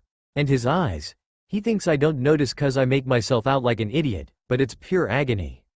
He lives like that every day. I don't know how he hasn't exploded yet. I wonder if he's ever tried forgiving. Naruto heaved a sigh. Kurama, the fox has left me again. This time, I'm not sure when he's coming back. He says that he has something he needs to check up on, but I think he's partially lying. I think he left because of me. He probably knows that I knows. He's too clever not to. But nothing he does will help. I wish that he'd stop giving himself false hope. He thinks I've accepted it. The fact that I'll be gone from this world, but I haven't. I just pretend that I do. I hope that if I look like I do, he'll leave it alone and start to accept. Maybe move on with his life. He hasn't though. Naruto was silent for a moment. I'm a little scared that he'll tell my kids, Haru and Kyoko, to be honest. They're older now so they'll understand. I don't want them to know. They're so cheerful and smart. They could be anything they want to be, but it's funny. When they found out that I was a ninja, they both said that's what they want to be. I told them no and they raised hell for months before Kurama got fed up with it and begged me to let them become shinobi. When I told him no, the fluffball said he was leaving for some peace of mind. The blonde laughed and it twinkled merrily, the winds greedily grabbing it before spreading it for the surrounding wildlife to hear, making the leaves on the branches perk up and the animals stopped their course to listen to the beautiful sound. They swayed dreamily before shaking their head as the sound faded away. Haru and Kyoko gave me the silent treatment for weeks before starting on an adventure to the Hokage's tower. Imagine my surprise when I'm called there only to see my beautiful children on the other side. I was so mad at them. I yelled at them, something that I'd never done before. Naruto smiled nostalgically, but they still got their way. Haru went first and Kyoko threw a huge temper tantrum over that. Haru was happy, though. He had something he could gloat over. Not that it lasted long. She went in shortly after. She pestered everybody around her, the Hokage, Kurama, the academy teachers, me, Hyo, Kimiko, and especially Tetsuo when she found out that he used to be an academy teacher. It was because of him that she got into the same class as Haru. Boy, was Haru angry about that. Naruto sighed and got up, dusting himself in the process. I want to tell you more, he said, but I have to go. I'll try to stop by more often. With that said, the boy walked away, without a glance back to the lone headstone, a bit isolated by the others. It was the only headstone that wasn't tended to properly with weeds wrapping around it. It was beaten and cracked, but it didn't seem like anybody cared. Except Naruto, because it was the headstone of the man who cared for him. Aki Yukita, shinobi, caretaker, and protector. May he rest in peace. It was early morning and Naruto was still half asleep. Haru and Kyoko had woken him half an hour ago to watch them practice. With their powerful pouting eyes, he'd had little choice in the matter. He forced himself to get up, made some tea and sat outside in his huge backyard. The kids were already there, dueling their way into sunrise. They'd try getting as much practice as they could before the academy started and Naruto had forbidden them to practice without adult supervision. Haru and Kyoko, as they'd gotten older, seemed to hold a lot of competition towards each other. It wasn't a hateful one, but his kids hated losing. Haru was probably less competitive, but Kyoko forced it out of him. His little girl with navy blue hair and amber-colored eyes hated losing, especially when it came to her older brother. Haru, who'd been gifted with natural intellect and superior physique, excelled at almost everything. Not that Kyoko was any slouch. For whatever she lacked she made up in determination and hours of practice. She'd always goad Haru into a fight to test her strength. And she was always left disappointed when she was swiftly defeated time and time again. Again, Kyoko shouted across the field at Haru. She had been beaten again, but her eyes were ablaze with strength. It's enough, Kyoko. Haru shouted back. We've been at this since 4 this morning and we only have an hour before the academy starts. We'll practice again after it ends. No, we'll practice for 30 more minutes. She insisted. Or are you afraid that you'll lose? I'm not listening to you this time. Haru's green eyes brightened angrily but he kept his cool. I'm not going to be late again because my little sister decided that she'd rather throw a temper tantrum than accept her loss. He pushed past her angrily, his red hair swayed with his movement. You're actually running away from a little girl? She threw back at him. Are you afraid that if you practice with me any longer, I'll get the hang of your fighting style and defeat you? Haru stopped. He was bristling with unleashed fury. Naruto sighed and rubbed his eyes. His kids were very emotional when it came to each other, but anyone else? They were like a blank canvas. Enough, you two. Naruto whispered softly before getting up leisurely and yawning. Training's over. Get ready, please, he added when he saw Haru's smug look and Kyoko's threatening glare. None of them moved. They'd locked themselves in a standstill. It was only broken when the blonde walked over to Haru, draped his arm over the boy's shoulder and gently turned him around, forcing him to break eye contact with Kyoko. He threw his head back and gave Kyoko a mischievous wink when the red-haired boy groaned in frustration at his loss.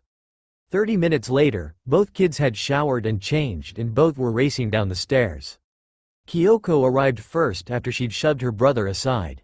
She gave Naruto a cute smile and flipped her hair as Haru arrived behind her. Naruto just smirked as Haru's face got slapped by his younger sister's hair.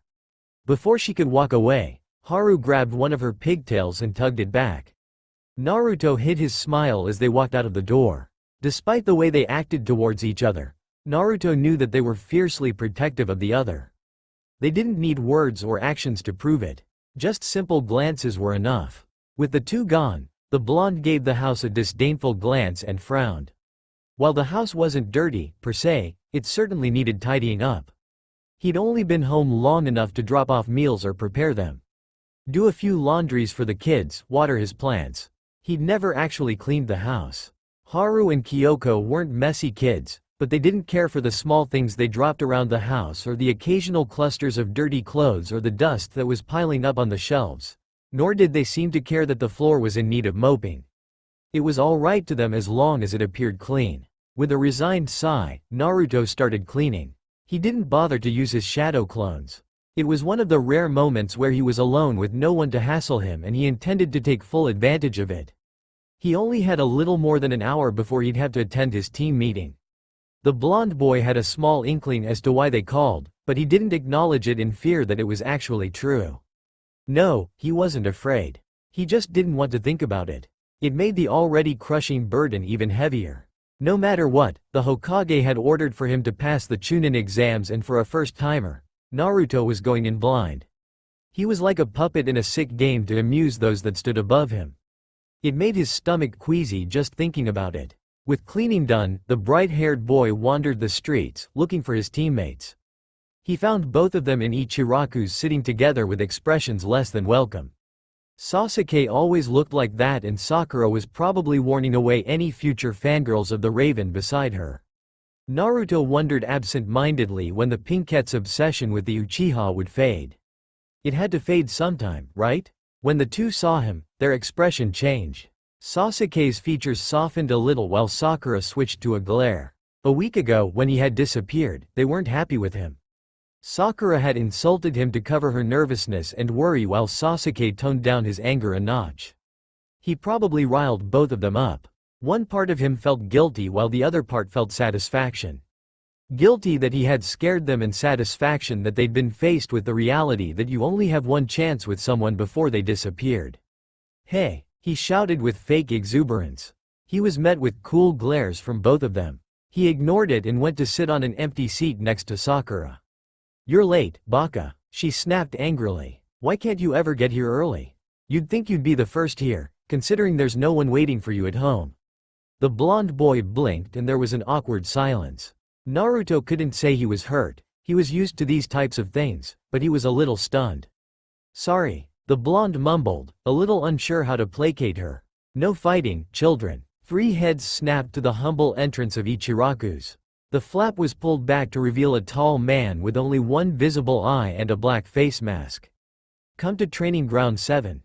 It wasn't long before the 3 arrived at Ground 7 in a sullen silence. They were pleasantly surprised to find their sensei sitting on top of a rock, waiting for them patiently. Each took a seat on the ground in front of the one-eyed man, making sure to put as much space between each other as possible. If Kakashi noticed their awkwardness, he didn't say anything. "I've decided." The white-haired man paused dramatically, waiting for his kids to interrupt any moment. After a minute passed in silence, he was disappointed. "I've decided to enter the 3 of you into the Chunin exams." He finished with flourish. "Each of you have a choice. You don't have to enter. If you decided yes," he handed each of them a piece of paper, "fill this out." Kakashi gave the 3 of them critical stares before sitting back. "Well, that's it. Take the day off to make up your mind." Nobody made a move when he disappeared in a pile of leaves as generic of all Konoha Jonins. Half an hour later, the three were walking in silence once again, through the streets of Konoha. Naruto's two teammates were lost in thought while Naruto was planning on how to ditch the two without making it look like he did it on purpose. He wasn't ready to start a verbal spar. It always left him empty and tired afterwards. He needed another way out. And that was when he saw something odd. A square box drawn crudely to resemble the tall wooden fence behind it. But that wasn't what got his attention. What got his attention was that it moved when he moved and stopped when he stopped. Feeling a sense of deviousness, Naruto waited for it to play out. He'd have his excuse soon. And not a moment sooner, the box ran into Sakura, revealing 3 academy brats tumbling from the box. Naruto watched as Konohamaru with his ridiculous goggles argued fiercely with his pink-haired teammate while the other two, Moegi and Udon, watched a few steps away from the fight. Smart, he thought. The moment Konohamaru ran away from Sakura, Naruto was a free man. Except his legs instinctively followed Konohamaru. The brown-haired Sarutobi was older than both Haru and Kyoko, but he couldn't help feeling a sense of worry whenever he saw the little boy running around on his own. And he was right to feel worried. With a stop so sudden, Naruto was even shocked with himself. In front of him was the young Sarutobi, dangling in front of some foreign ninja. It was almost like a sick joke with the memory it recalled. In Naruto's mind, the boy dangling was no longer Konohamaru but someone else, a little girl who was barely 4 years old. Her head was snapped at a weird angle where it looked like a ragged doll. Her body was limp and lifeless, but she was still hung in the air. Her once beautiful brown hair were in clumps of dry blood. Naruto stood frozen, mouth agape at the scene. He'd spent all day looking for her. He could feel the bile rising up and threatening to heave. Naruto's blue eyes went down and he regretted it. The bottom half was completely torn off and blood was pooling on the ground. Boss. Naruto blinked. The image of the girl was gone. Instead, Konohamaru faded in place, struggling and kicking his legs. Legs, the blonde thought dumbly. He has legs. It's not torn off. He's okay. Cerulean blue eyes hardened into a glare. The light in those dark depths were gone, replaced with a coldness that chilled the bones. His face, which was so expressive earlier, twisted into a blank mask, an uncaring one. The change that took place in him took only a split second. The once cheerful aura that he exuded was gone, transformed instead into a dark one. It came out in waves, choking people close to him, giving them a taste of the pain he carried deep in his heart.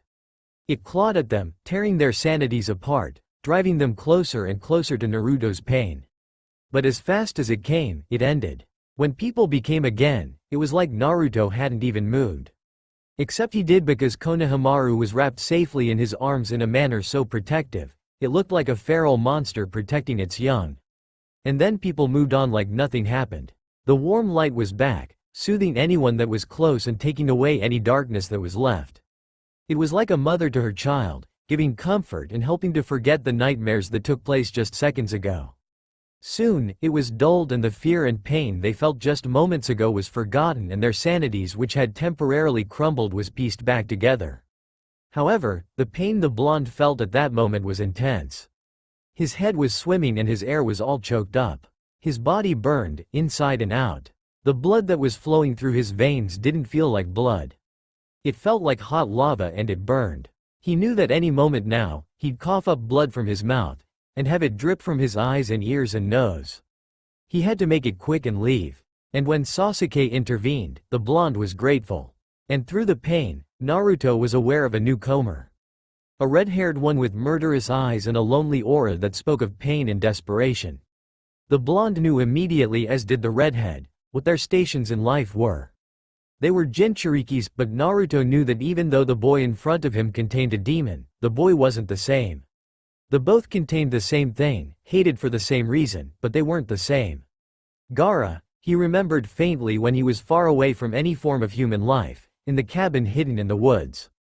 The boy smelled of blood and in his muddled thoughts, he saw Gaara as a child, hanging feet above the ground next to a little girl with brown hair.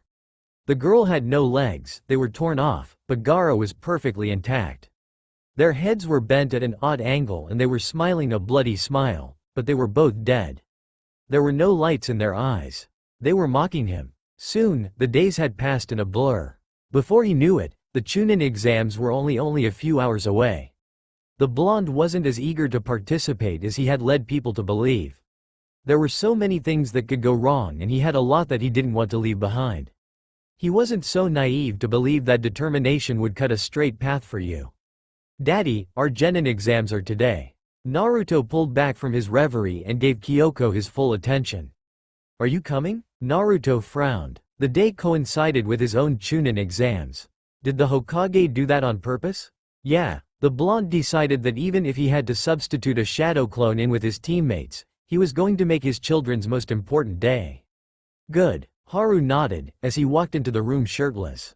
"Is there a prize for being first place genin?" Naruto smirked when Kyoko glared at her brother. "Maybe the rights to brag?" He teased his youngest. "Speaking of bragging," Haru cut in, "I think you're probably the youngest father alive. When are you turning 13? Both kids were old enough and smart enough to understand that Naruto wasn't really their parent. He wasn't old enough to actually be one, and not to mention the small age difference between them, but they never commented on it. They were happy keeping things the way they were, and in their eyes, Naruto was their parent. He was with them before they could even develop their memory. He was always there, from start to finish. They hadn't known any other. "Yeah," Kyoko yelled smugly. "If we turn out right, you get to brag to all the older fathers how badly their parenting skills are." The blonde chuckled. "First, I have to get out of genin status. It would look bad if my kids are the same rank as me." Haru smirked at Kyoko. "Bet I'll become Jonin before you do." Naruto hid a smile as Kyoko tugged her hair in an attempt to cool down her temper. It wasn't doing her any good, since her anger seemed to only grow the more she tried to suppress it. Haru's smug concealed the mischievous twitch that was always present when he poked fun at his sister. "Ugh, I've had enough of you," Kyoko cried angrily as she stood abruptly. "You, me, outside, right now. We'll see who's the better fighter." She huffed as she stormed towards the door. Haru grinned, bristling with excitement. "Wanna watch?" he asked Naruto, and the blonde just nodded. He let Haru run off first before slowly making his way out. It was 6 in the morning and the Chunin exams didn't start until almost 9. However, as he walked out of the house, outside was brimming with life. It was bright and sunny, and the birds were singing their morning songs merrily, which they tended to do when perched near the blonde's home. Since the house was closer to the woods than even the Nara's, wildlife leisurely launching out in the open was usual. Many animals came and left as they pleased. There was never any need to fear for danger. The culprit to this was Kurama. Since he was more beastly than human, he had the ability to connect with the creatures that roamed the woods. And because of the redhead, many animals there had made themselves the regulars who came when bored. "Dad," Kyoko yelled as she ducked under a high kick. "Make sure you watch as I beat him." Naruto grinned and cheered. "Stop cheering for her or I'll start to believe that you're picking favorites." Haru's calm voice pierced through the loud clangs as metal met metal. Naruto smirked as 2 shadow clones popped into existence on either side of him. Clone 1 and 2 immediately started cheering when they saw the scene in front of them. The original Naruto returned to watching the two with a proud grin. "Did anyone ever tell you how much of a cheater you are, Dad?" Kyoko groaned as she flipped and threw a perfectly aimed kunai at her brother. Haru blocked it easily, looking effortlessly cool in the process, which only seemed to irritate his sister. "There's no such thing as fighting fair, sister," Haru mocked. "Never get it in your head that shinobi are honorable. They're not. I know that," Kyoko yelled, her amber eyes flashing angrily. She ran towards him and Haru rolled his eyes. He threw out a kick and spun around with another when the navy-haired girl dodged his first kick. He wasn't surprised when she blocked his second kick. He expected that. He was surprised when she jumped on him with her legs tightly wrapped around his waist. "What are?" Haru's eyes widened when he saw her from his side view with a smirk and a hand seal ready. His eyes widened in shock and dread when he realized his situation. He had underestimated her. He hadn't known that she'd already mastered the exploding clone technique. The Amber Eyes girl activated the seal and watched with anxious anticipation. She was sure she took him by surprise. Her brother may be smarter and stronger than her, but that didn't mean she couldn't surprise him occasionally. She grinned when the smoke cleared and she saw a tattered body. Yes, She fist-pumped. She was too exhilarated to check on her brother's beaten body. She'd let her father handle that. "I finally beat you," she shouted enthusiastically, jumping up and down. And then it all happened quickly. Her brother was behind her without a single injury and the body in front of her melted into the ground. A kunai was held at her throat and she caught like a deer. She didn't dare move. "You haven't beaten me quite yet, dear sister," he whispered thickly with satisfaction. "You give? How did you avoid my attack?" She snapped. "Easy, I had a clone disguised as one of your weapons. I just switched. How do you figure that I wouldn't have grabbed your clone during the fight?" "It wouldn't have mattered," Haru snickered. "Even if you had grabbed my clone, it would have still been my win." Kyoko pushed his arm away and hissed angrily. Naruto, who was still standing in the sidelines, started to clap. He was proud of both of them. Many of the jutsus they used were high-classed ones, but Naruto and Kurama had taught them anyway. As long as they have the chakra for it. Kurama had said, and the children had had more than just the chakra for them. They were a powerhouse, especially for ones so young. "I'll drop you guys off and then I'll leave for my own exam." It wasn't long before they were all ready. Kyoko, unlike the other girls, didn't care much for her image. They left the house and Naruto was walking beside them cheerfully without his orange jumpsuit, which happened when his children were around. They caught him in it once and they'd immediately burnt it with Kurama's newly taught fire jutsu. Instead, he wore black pants, a simple white V-neck shirt and a black jacket that he left open, and his hair was left messy just as his kids liked it. The weather wasn't cold, but Naruto wore the jacket anyway. He was chatting happily with Kyoko while Hao added his input once in a while. Haru for the most part was just happy to listen to them. "Want a race?" Kyoko suggested. "There's a shortcut through the woods we can use. It's really thick with foliage, though." Naruto thought about it. It wouldn't hurt to try, and it made him uncomfortable to walk through a crowded street. "Haru, I'm fine with it," the boy answered with a nonchalant shrug. The blonde heaved a sigh. "Lead the way then." Less than 5 minutes later, they were in front of a bridge that led to the entrance of the woods that Kyoko had mentioned earlier. True to her words, the woods were really thick with the foliage. So much so that the sun barely passed through. "Are we gonna do this or not?" Kyoko spoke up after a moment of silence. Reluctantly, Naruto nodded. "Just give me a sec." It took the blood a split second to realize that the person following them had just appeared before them. The aura of the man was familiar, but Naruto didn't dwell on that when he had a kunai held at Haru's who'd pushed his sister away in the second it gave him to move. "Don't move," the muffled voice hissed out. The man, if it even was covered from head to toe, giving it no distinctivity. Naruto immediately froze. "What do you want?" he asked as calmly as he could manage. "Quit the Chunin exams," the mysterious shinobi demanded. Naruto gnashed his teeth together in agitation. He was only grateful that the man probably didn't know his full identity. "Don't," Haru's serious voice said. "Shut up, boy," the foreign shinobi hissed, pressing the kunai harder into Haru's skin. "Quit the Chunin exams and I give you the boy back. It's simple. I won't let some stupid shinobi like you bully my father into giving up on the Chunin exams." Kyoko hissed, her kunai out. Naruto watched closely, and he caught the surprise in the shinobi's eyes.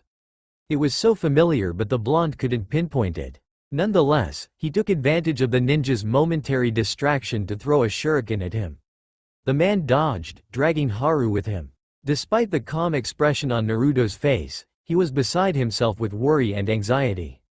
The situation now was so close to his memories that he could barely focus. "Dad," Haru called calmly, "he's not a match for you." "I can take care of myself." Kyoko growled. "We've never seen you fight, Dad. Show us what you can do so I can shove it in Haru's face that he got kidnapped and I didn't."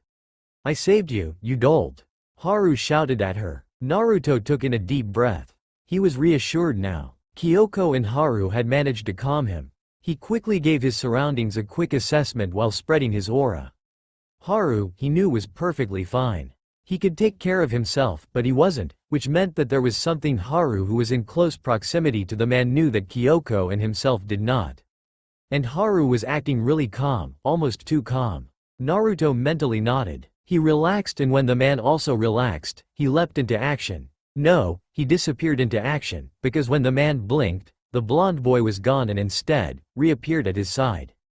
It took all of the masked man's shinobi experience to block the critical hit. And if he'd been a second too late, his arm should have been gone. The masked shinobi leapt back away, but as soon as his feet touched the ground, Naruto was there in front of him. He managed to block, but he was momentarily stunned by the power and brute force behind the attack. The thing that kept flashing through the man's head, hours later, was how blank the boy looked. It was like unmarked paper without any drawing. Naruto flipped over the man and grabbed the back of his collar, throwing him into a tree and breaking dozens in the process. During that moment, Haru took advantage of the man's arms loosening around him. He elbowed the man and flipped away. In an instant, Naruto was beside him, graceful and deadly. "Go to your sister," Naruto commanded. The red-haired boy didn't dare disagree. And before Haru processed it, his father was already gone, instead appearing in front of the fallen shinobi. Haru, who actually did know something the moment he was grabbed, was worried. The man that attacked them was someone familiar, a teacher at the academy. He could smell the dusty smell of books and ink on him. And the overpowering scent of sweat, not on his skin though, the kind that could only be acquired through direct contact like a hug from a student and from hours, days, and years of cultivating. Haru wasn't certain, though, nor was he aware of the man's intent. That was why he didn't say anything nor reacted. "Haru." Kyoko landed next to him silently. "Are you okay?" Haru nodded absent-mindedly. He was focused on the fight. Their father never actually fought in front of them, but he knew that their father was powerful. He could feel the power licking at them, emitting through him. It was overpowering, almost like their grandfather. And now he knew why their father didn't fight. The blonde was too intense, too strong.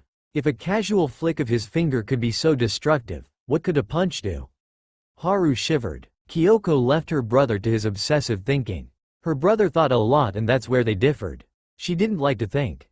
At all. It wasn't a very strong trait of hers. Don't get her wrong, she was smarter than the average human and she could work through problems faster than most of her classmates, but if she didn't have to think or use her brain, she'd rather not. She'd rather her body do the thinking for her. And at this moment, she let her body do just that. She followed their father and she witnessed the whole thing.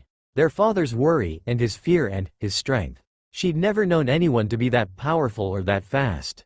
She literally could not follow his movements. And smite her if she were to be wrong, but she hesitantly thought that their father could be stronger than the Hokage. And the scary fact? Their father wasn't even using a tenth of his strength. And another scarier fact? He was only growing in his strength. He hadn't even reached his full potential yet. Were they ever going to be able to live up to his legend? His expectations? Before today, she knew their father was strong, powerful, but not this much. She went closer to the scene. She'd left Haru back when he became unresponsive. There at the scene, their father stood above a green cloak. There was no body underneath. The only evidence that their father had fought were the destruction of the many fallen trees and the wildlife. "He's gone?" she croaked. Naruto turned. "He's alive," he answered her. His voice was quiet. "Let's go." He gently grabbed Kyoko's hand and led her back to Haru, who had sat down comfortably. His expectant eyes told them that he'd been waiting for them. Naruto gave his oldest child a look, and when the red-haired boy averted his eyes, Naruto knew for certain that his green-eyed boy knew something. The blonde sighed. "Off to school, you guys." Against his own will, Sasuke had been observing Naruto for a while. It started right after they become a team. He'd been furious that he was saddled with two of the most annoying people to ever grace his life, but he dealt with it because he knew that it was crucial to getting stronger. Then they did the whole introduction with Kakashi and it was brief, but he thought he saw a flash of pain corrode those beautiful eyes of his blonde teammate. He'd shaken it off as a trick of the light, but he still looked every so often in case it wasn't just his imagination. He didn't know why he was so curious. The blonde was a complete nuisance. He talked too loudly, ate messily, got under people's skin, and was a total and complete idiot. But Sasuke's eyes just wouldn't stray. It was as if he was in some kind of trance. The first time that he met the blonde outside of team meetings was before their first C-rank mission. He'd just been wandering. He'd felt restless and nothing had calmed him down, so he had just let his feet do the walking while his mind glossed over everything else. If he'd been trailed or attacked at that moment, he wouldn't have even known. That was how distracted he'd been. Somewhere along the way, he'd caught onto an enticing smell and mindlessly followed it. It led him to the poorer districts, but he hadn't cared. With the delicious scent guiding him, he walked up the stairs, determined to find the owner. He was surprised to find that it was Naruto that greeted him at the door. That moment was when he'd made a conscious effort to observe Naruto. The blonde boy was completely different from how he'd first perceived him to be. Instead of a boisterous, happy-go-lucky person, this one was a muted person that was gentle and understanding. Honestly, he'd been in shock. He didn't even register that the blonde could cook or that his food tasted like heaven. Better than anything his own mother made for him. Better than anything he'd ever tasted in his life. The days after that, he was able to pick up on things he would have normally dismissed. Like how the blonde's eyes narrowed slightly at the puddle that was later revealed to be an enemy nin, then acting boisterous again. Sometimes he'd catch a pinched expression the boy that he would have normally written off as the idiot thinking, but it wasn't till he sacrificed himself for the blonde that he recognized the expression as pain. Then they'd come back to Konoha and the blonde went missing for 3 days, but he was distant way before that. The whole team went into a panic. Everything was cancelled. Meetings, missions, trainings. Everything. The first place Sasuke had checked was the cramped apartment that belonged to the blue-eyed boy. It was empty. They'd checked many places after that. Together and apart, Naruto was nowhere to be found. It was as if the blonde had never existed. There was not a single trace of the boy, and for the first time since the massacre, Sasuke felt fear. He felt it so keenly that he had to take a moment to calm his nerves. Naruto, the Raven realized, was his pillar. Even though the blonde did nothing to warrant the irrational dependent feeling, Sasuke acknowledged that his consciousness picked the blonde as his support. For whatever reason, Sasuke wasn't sure. He just knew that without his support, he felt abandoned, weak, vulnerable, and very much scared. Of what, he wasn't sure. Was it normal to depend so much on a person that going crazy was the only other option if the person was gone? Sasuke had never felt such an intense feeling like this before. It easily triumphed his anger and need for revenge. Even when Itachi left and betrayed him the worst way possible, Sasuke didn't feel even close to an ounce of what he was currently feeling. Please, he had prayed, let Naruto be safe. It was a relief when Naruto came back. He had almost collapsed on his knees. He swore that he'd keep as close to Naruto as acceptable, but he failed before he even started. Kakashi gave the blonde an impossible punishment that left Sasuke feeling empty and worried all over again. 100 laps around Konoha before 3 days ended, Kakashi had said. Sasuke knew that was an impossible task for a genin even if sometimes Naruto didn't act like one. Sakura gave him a worried glance and Sasuke was tempted to knock their sensei senseless. He refrained. Against his better judgment, he went and checked up on Naruto the second day. The sight was painful. The blonde's once radiant hair was damp with sweat and he looked ready to pass out, yet he kept on running.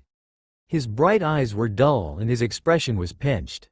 Unable to take it, Sasuke hurried home. The next morning, he left some water and food for the blonde to find and left again only to come back and find that nothing had been touched. He left dejectedly. It wasn't even an hour into waking the next morning, when the Raven heard the news of Naruto's capture. If the first time that Naruto disappeared was bad, this was worse. He was frozen stiff and was close to having a panic attack. He'd immediately blamed his sensei for the kidnapping. He didn't vocalize it, but Kakashi was observant enough to know that he was the target of Sasuke's ire during the 5 days that Naruto was gone. The Sandaime had refused to let Team 7 participate in finding Naruto. Nothing swayed the old man into saying yes. 5 days without Naruto was torture and Sasuke could tell that it didn't just affect him. Sakura was just as affected by the kidnapping of Naruto. The pinkette was quieter and more sullen, and even though she tried to hide it, Sasuke knew that she felt guilty. When he'd been a part of the team, she hadn't treated him right. Not that Sasuke was any better in that department. Still, he wasn't that bad.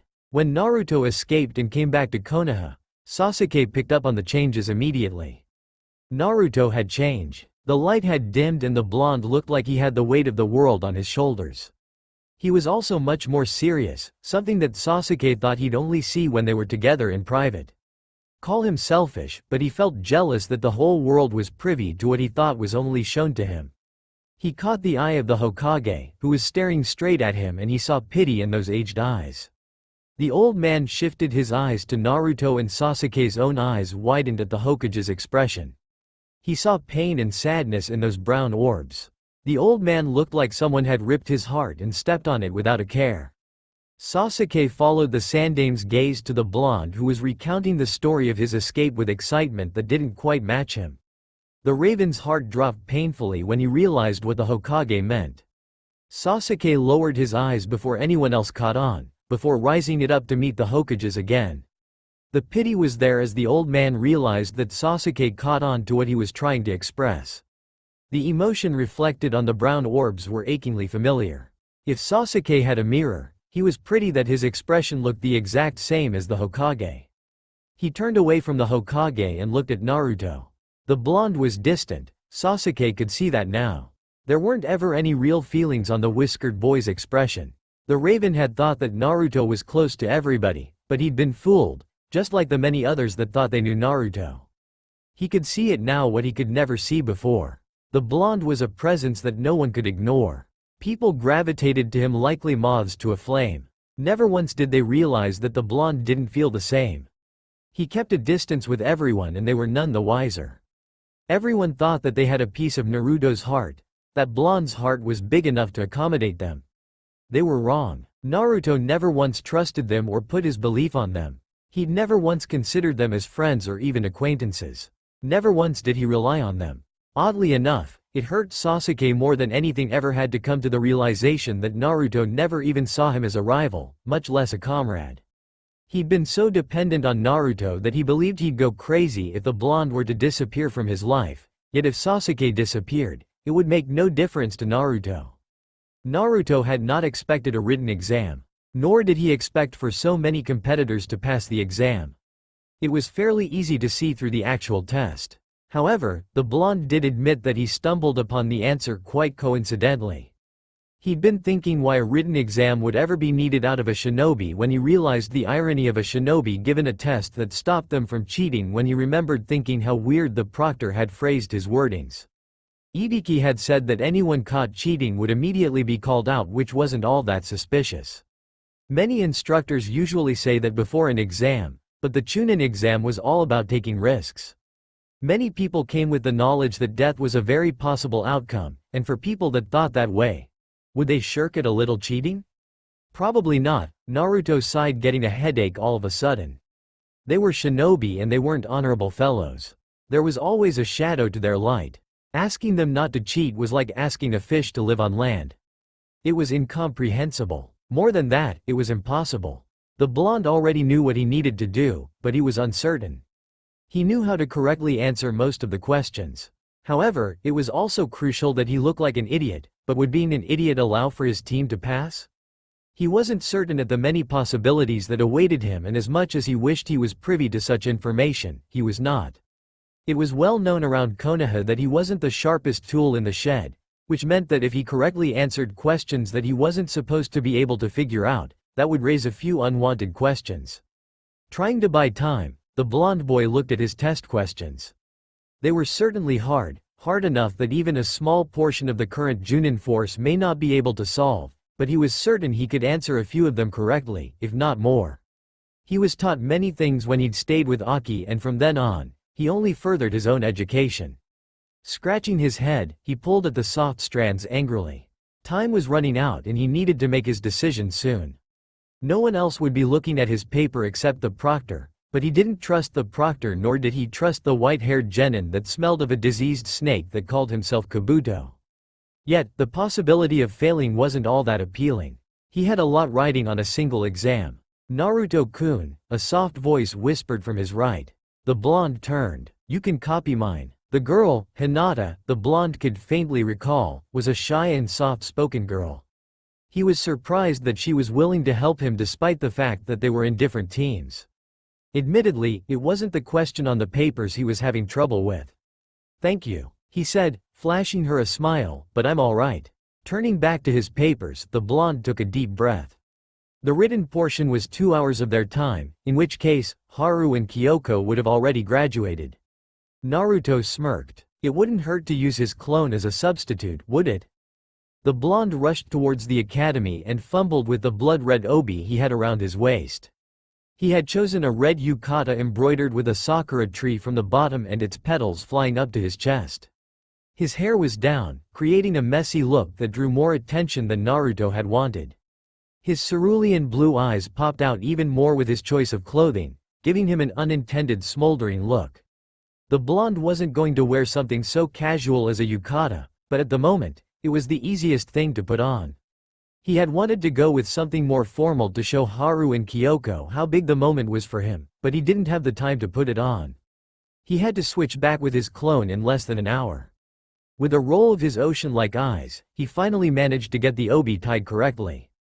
Honestly, Naruto thought as he drew the eye of an older woman that was giving him a flirty look. They didn't give him that much attention when his hair was held back by his hite and his body covered in an orange jumpsuit. Did he look that different? With a snort, Naruto ignored the looks of adoration that was sent his way. He couldn't say it didn't make him feel smug or even a little bit good, but it stung a little that no one bothered to look past the outer appearance. When he arrived outside of the academy, many parents were already littered there along with their child. Some had proud tears streaming down faces while others had disapproving looks. A few parents were comforting their child, encouraging them to do better next time. It was a wonderful sight to see, and it warmed the blonde's heart to see how parents cared for their children. With a small smile, blue eyes scanned the crowd eagerly for the familiar faces of Haru and Kyoko. He was disappointed when he couldn't spot them. He knew that they were close to him. He could feel their chakra resonating with his own. Figuring that they might still be inside, Naruto walked towards a swing set and sat down. The little playground brought many memories of the academy days. Both good ones and bad ones. He'd never been accepted by his fellow students, and they made sure that he knew that by being extra cruel with him. "Excuse me." The blonde looked up and saw a nervous woman with short brown hair hovering over him. She had a hesitant look and she had a little girl beside her that was an exact copy of herself, albeit much younger and with longer hair. "Are you waiting for your siblings?" Naruto frowned at her. "No, I'm waiting for my son and my daughter." The woman gave him a shocked look that made Naruto itch in annoyance. But you're so young. You can't be much older than my own daughter." She gestured to her daughter who was looking at Naruto with stars in her eyes. "Daddy." The blonde shifted his eyes towards the voice and smiled before turning back to the woman and giving her a polite tilt of his head. "Excuse me," he said as he walked towards Kyoko's excited form. His daughter didn't wait for him to reach her before she flung herself on him. With a smile, Naruto wrapped his arms around her and swung her around. "I'm a genin," she yelled excitedly when she finally let go of him, waving the hite in the air like a trophy. "I got called before Haru did, but I passed the exam. I'm the top kunoichi of my year." She was jumping now, unable to contain the joy running through her body. Naruto laughed at her enthusiasm. He was happy even if a part of him was filled with dread. He never wanted them to become shinobi, but they made their choice and they not only did well, they excelled because the blonde knew for a fact that if Kyoko passed the exam, then it was with clear certainty that Haru also passed. They had worked hard to get at where they were. Since they started at the academy, they've never once lazed around nor did they slack off at their training. "I'm proud of you," he told her sincerely. Kyoko grinned. "Of course, Dad, I passed, too." A distinct voice whined behind Naruto. When the blonde turned, he was met with messy red hair, bright green eyes, and a playful pout. "I did better than Kyoko." Naruto grinned and went in for a hug that the redhead immediately returned. "It was even." Kyoko hissed at the red tufts of hair that was the only visible part of Haru. "We both got a 10 out of 10 on the practical exam and 100 on the written exam and..." "Yes, but mine was much more accurate and consistent while yours wasn't, and I finished my written exam way before you did. The only reason you got out first was because they called your name to perform the..." "We had the same score." Haru pulled away from the blonde and shrugged. "So?" He flashed his father a smile before giving his sister a bored look. "That's not what matters in real life. Truth is, I'd be able to cause more damage than you simply because I can throw faster than you and with much more accuracy, and Dad, people are staring at you." The blonde gave his surroundings a glance and people were indeed staring. Whether they were looking at him or his family's dynamic was lost on Naruto. It could very well be because he had two kids calling him Daddy when he didn't look old enough to be one, or it could be the way he dressed, or it could even be how odd the three of them looked together, but the blonde chose to ignore it.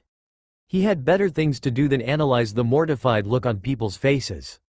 "You're not studying to become a hunter, Nin," the girl replied with an eye roll. "Don't be jealous, dear sister. Dad will still love you no matter how talentless you are." Naruto smiled as he watched the exchange between brother and sister. They'd always had a rivalry with each other. He didn't know why or what started it, but it was amusing to watch. It was clear that Haru had Kyoko beat verbally and physically, but the amber-eyed girl was still the only person that could get under the green-eyed boy's skin. "I'm very proud of you, Haru," Naruto whispered with a grin as he ruffled the younger boy's hair. "It won't be long before you become a Chunin." "Hey," Kyoko cried indignantly. "How about me? You'll never become Chunin." The red-haired boy stuck his tongue out at her playfully. The blonde shook his head and lightly tapped the green-eyed brother's nose in reprimand. "You'll become a Chunin in record time also, my dear," he reassured his daughter. "Now, what do you two want as a reward?" Brother and sister looked at each other. They sported an uncertain look that made Naruto curious. What were they going to request for? Haru's bright eyes hardened in determination and Kyoko nodded. The blonde bit his lip nervously. It wasn't going to be something he liked, was it? Kyoko spoke quietly, looking at the ground while Haru looked at his dad with a resolute expression, challenging his father to oppose his decision, whatever it was. "Can we meet your teammates?" Naruto's heart dropped. He was hoping to keep his teammates as far away from his kids as possible. They were a disaster waiting to happen. It was going to be a fact that Kyoko would not like Sakura and the way he allowed the pinkhead to treat him. It was going to be a natural disaster just waiting to happen because if Kyoko didn't like someone, she wasn't going to keep silent about it. Then there was the orange jumpsuit he wore on a regular basis. They still didn't know about it, nor did they know about his idiotic personality. The first thing that Haru would demand would be to burn the orange eyesore, and anything that Haru demanded was usually seen to. Then his boy would have an issue with every member of Team 7. Especially his sensei. It was a bad habit, but Haru usually looked down on people, which made many people see him as a snobby child. And if both children had a problem with his teammates, then they were bound to cause quite a stir, and it was not limited to insults or pranks. Honestly, it was best if the two parts of his life never met each other. "Well?" Haru asked. "Can we meet them?" Naruto blinked rapidly, trying to find a way out of the situation. "Hypothetically," the blonde started with a wince, "what would you guys do if I refused?" He received two confused stare. Just hypothetically, of course." He stammered. Haru frowned and gave his sister a look. "Then we would spy on you. Or trail you and then introduce ourselves." Kyoko added. "And what if hypothetically, I never talked to them about you too?" Both children narrowed their eyes in suspicion. "Do you not want us to meet your teammates, Dad?" Haru bluntly asked. Naruto inwardly winced. He was at a dilemma. He knew that eventually, the two parts of his life would surface and everyone would know, but he hoped that it would still be a long way off. However, would it be better for them to meet each other now or later? Naruto stopped and snapped his head up. His clone had just popped and a rush of memories assaulted him. Images of large trees and dense wildlife flashed. Brief images of Sasuke and Sakura, then of a large snake. Dread filled him as he realized the consequence of his actions. "I have to go," he whispered urgently to Haru and Kyoko. He grabbed both their shoulders and gave them a serious look. "Get home and don't wander, do you two understand?" Scared, both nodded quickly. Relieved, Naruto sent them on their way as he rushed towards the direction of the Forbidden Forest. He'd only created one shadow clone, and now that it had popped, Naruto couldn't replace himself with it. He had to sneak into the exams and hope that he reached his team on time before some disaster tried its luck with them. The blonde sent a pulse of chakra as he reached the edge of the Forbidden Forest. There were about 5 Anbu scouring the area, but they were a decent distance from him. Naruto took a step, before immediately stopping again. In his rush, he almost didn't notice the seal embedded on a tree. It was a seal that stopped any intruders from bypassing the perimeter without permission. Naruto gritted his teeth. There were 4 ways to disable the seal. The first was to get whoever created it to disable it. However, that wasn't going to be happening anytime soon. The second was to break the seal, hack it in a sense. But this option took the most time because if Naruto made even a single mistake, it would immediately emit electricity and create a force field around the perimeter it guarded, and it would stay that way till the creator disables it, which brought him back to the first option. The third option was to grab a key that was no doubt given to every Anbu to allow entrance, but that would cause unwanted attention. The fourth option was to overload the seal with enough chakra to cause it to collapse on itself. But it needed a lot of chakra since it depended on the area it covered, and if Naruto's guess was correct, then the seal was put all around the edge of the Forbidden Forest. That would mean a lot of chakra, but that was also the easiest option since it took less time and less hassle, provided you have the chakra to spare for it. Naruto looked into the forest. He could feel the restlessness among the Anbu. Their chakra was erratic and hostile, which meant that whatever was in there with the examiners was more than just dangerous. His teammates were in there with it, and he needed to get there as soon as possible. He had no time to spare. Decision made, the blonde pressed his hand against the seal and pushed a vast amount of chakra in. Sweat beaded down his brows as he continued to push in more chakra. Slowly, the seal dissipated and left a scorch mark where Naruto's hand rested. Panting, the blonde rushed towards the feel of his team's chakra signature. Every second that passed by felt like an eternity. On his way, Naruto saw a few genin teams, but none tried to chase after him, and the blonde was grateful for that. He didn't have time to deal with them. When he arrived at the scene, all Naruto felt was anger.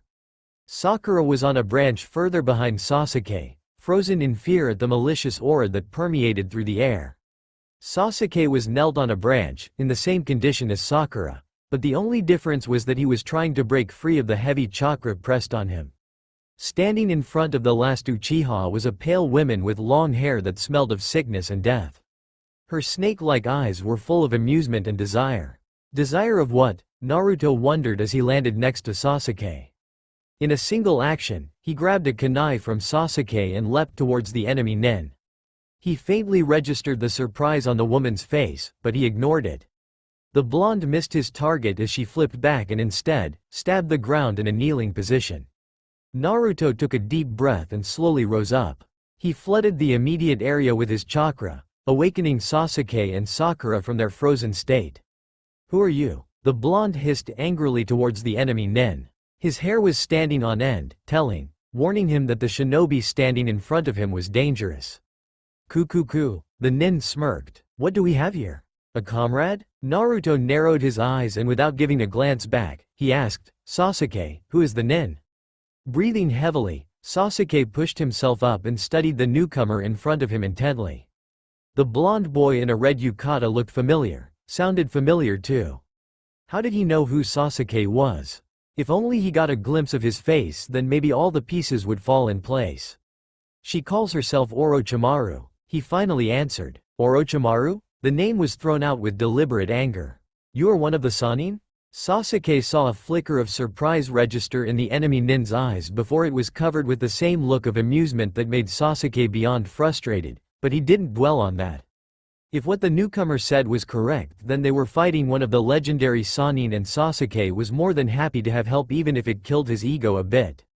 Now, if only Naruto made his way back, then Sasuke was sure that they had at least a small chance of escape, if not more.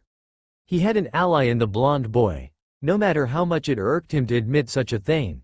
But the raven-haired boy could tell that the newcomer was a force to be reckoned with. He only hoped that the boy was as strong as he looked. Sasuke grabbed a kunai from his pouch and crouched in a fighting position. He realized what a fool he was when all he could think about was giving up against a stronger opponent. In some cases, you may not be able to leave unscathed even after you offer all the information they want. Not that Sasuke was sure he'd do that. But there would come a time when he'd be faced with that same decision, and Sasuke would learn from his mistakes.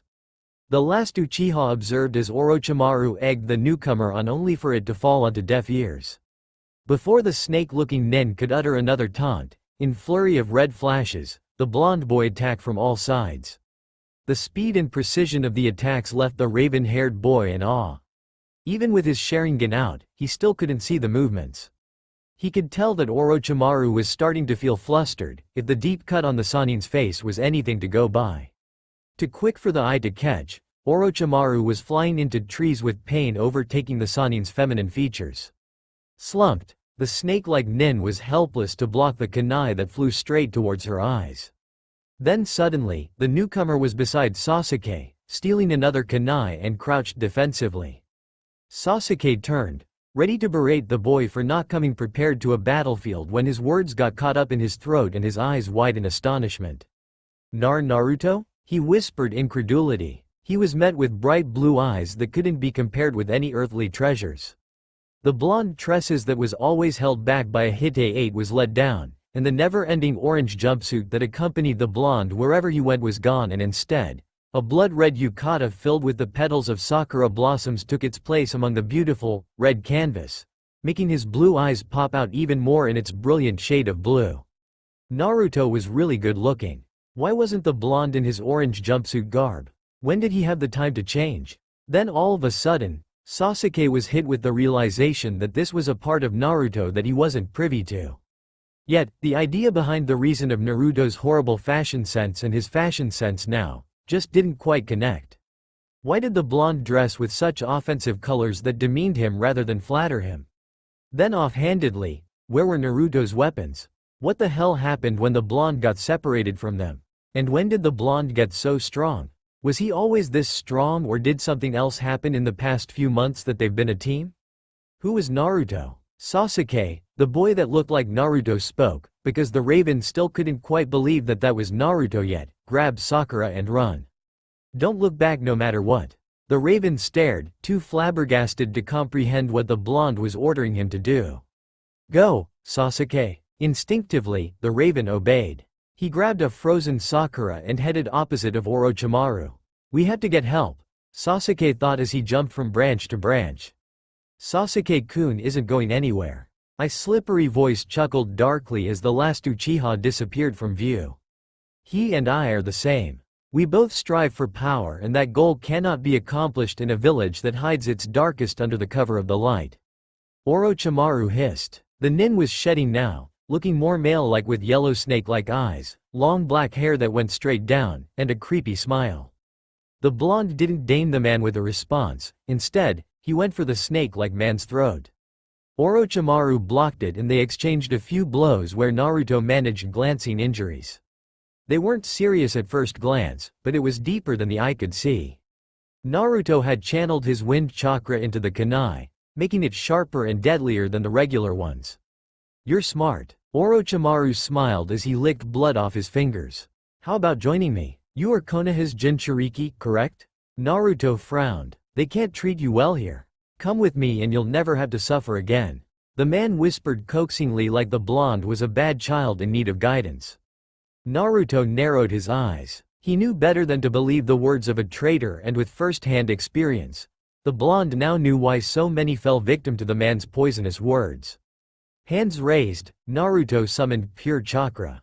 He disappeared and reappeared behind the androgynous man, slammed the ball of energy on the snake man's back and flipped backwards. The blonde had avoided most of Orochimaru's hits, but he was already tiring. He'd spent most of his chakra breaking the seal already. He was starting to see black spots at the edges of his vision, which meant that soon, he'd be in too much pain to even lift a finger.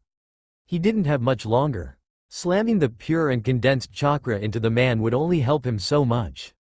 If Orochimaru managed through the pain of two chakra systems fighting for dominance inside his body, then Naruto wasn't sure what to do. Even now, he was starting to feel his arms beginning to feel heavier and his legs locking together. His chest was closing in, making him work extra hard for the much-needed oxygen, and his vision was starting to fade in and out. Shaking his head, Naruto focused on the scream that cut through the air. The Sannin was kneeling on the floor with a murderous look aimed towards the blonde's still form. What did you do to me? The snake man bit out in between anguished screams. I gave you my chakra. The blonde answered simply. Since I'm not a medic nin, I can't change my chakra to match yours. The pain you are feeling is just your chakra fighting against mine. Naruto tightened his hold on the kunai and imbued it with his wind element. Faster than Orochimaru could react, the kunai was lodged deep in his heart. I could have saved you. Orochimaru gasped out as he fell to the ground. As soon as Naruto deemed that the threat was over, he collapsed on his knees and threw up. Looking down with blurry vision, the blonde could see a sticky, red substance on his hand. Head ringing, the blonde boy tried to grab onto any kind of anchor to keep the pain at bay, only to reach the quickly cooling hands of the man he had just killed. "I'm sorry," Naruto whispered to the corpse, feeling wet, hot tears streaming down his cheeks. "I'm sorry." With a final sigh, the world collapsed on him and everything was black. Kurama looked up. He wasn't sure what overcame him, but he felt a chill like none other crawling down his spine. It was a warning of sorts, telling him that there was some unforeseen danger. He wasn't sure what kind, but he just knew that it would involve his kit. Everything bad involved his kit. Still, he hoped that the blondie was safe. He wanted to do nothing more than rush to his side, but he had his own worries. He had things he needed to uncover, and being by Naruto's side would only hinder his mission. Still, how he wished to see the small, content smile of his kit in the ruckus that accompanied his grand kits. He wanted to make it to their graduation, but he knew better than to go back. He'd never leave, and that couldn't happen. Konoha didn't have the answers he needed. He wasn't sure if anywhere had the answers he needed, but he still needed to try.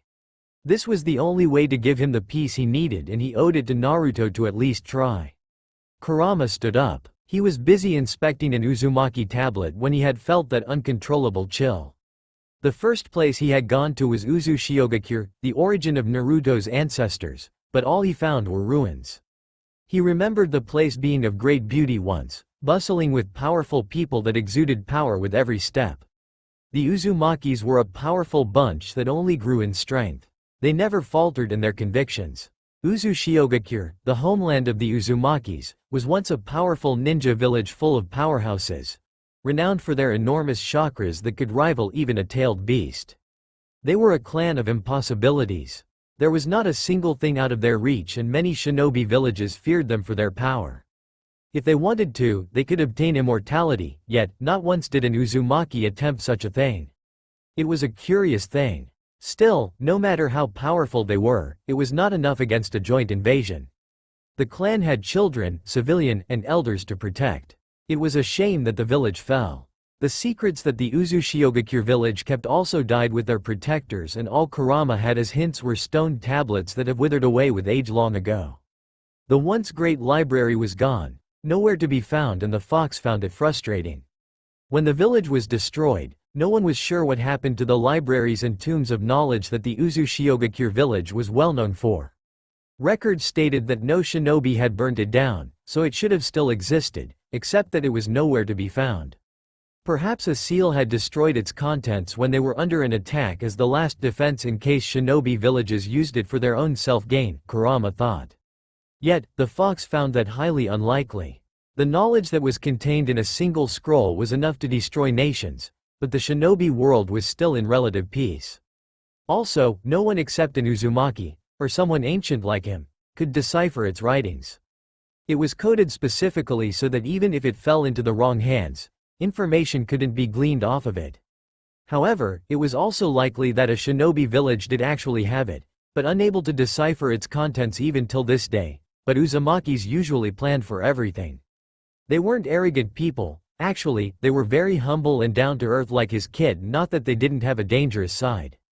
They may look warm and cheerful, someone you could trust instantly, but that was to cover their cunning and calculating personality that was always present. Don't get the old fox wrong, they weren't cold-hearted or anything of that sort, but they were always ready to adapt to the slightest change. So, if they were ready for something like an invasion, was it planned that they'd let themselves get eradicated? Or maybe it was something else? They were extremely powerful. Even Kurama, the great and mighty fox, was defeated in the face of an Uzumaki. Was it that they were betrayed? Uzushiogakure was an isolated village with its only alliance being Konohagakure at the time. They've maintained their relationship for a long time, and it was proven time and time again that Konoha shinobi were honorable towards their comrades and trustworthy. Yet, Konoha ninja still hadn't been able to get access to the Uzushiogakure library. Not even Uzumaki Mito, who was originally from Uzushiogakure. Something just wasn't adding up with the destruction of the Whirlpool village. Kurama needed the library, but he was 80% sure that no other village had their hands on it. Call it a gut instinct, if you will, but the fox didn't think that the Uzumakis would let such destructive knowledge fall into the hands of self-serving and greedy ninjas. Which meant, the only other option was that it was destroyed as a countermeasure, but since a few Uzumaki roamed the Shinobi nation, then there must have been a slim chance that their predecessors had kept the library intact and preserved till a time came when a child of theirs would come back to claim their legacy. So did that mean he needed an Uzumaki? The redhead stabbed his spear into the hard ground and started wandering for any hints that may point him towards the library's location.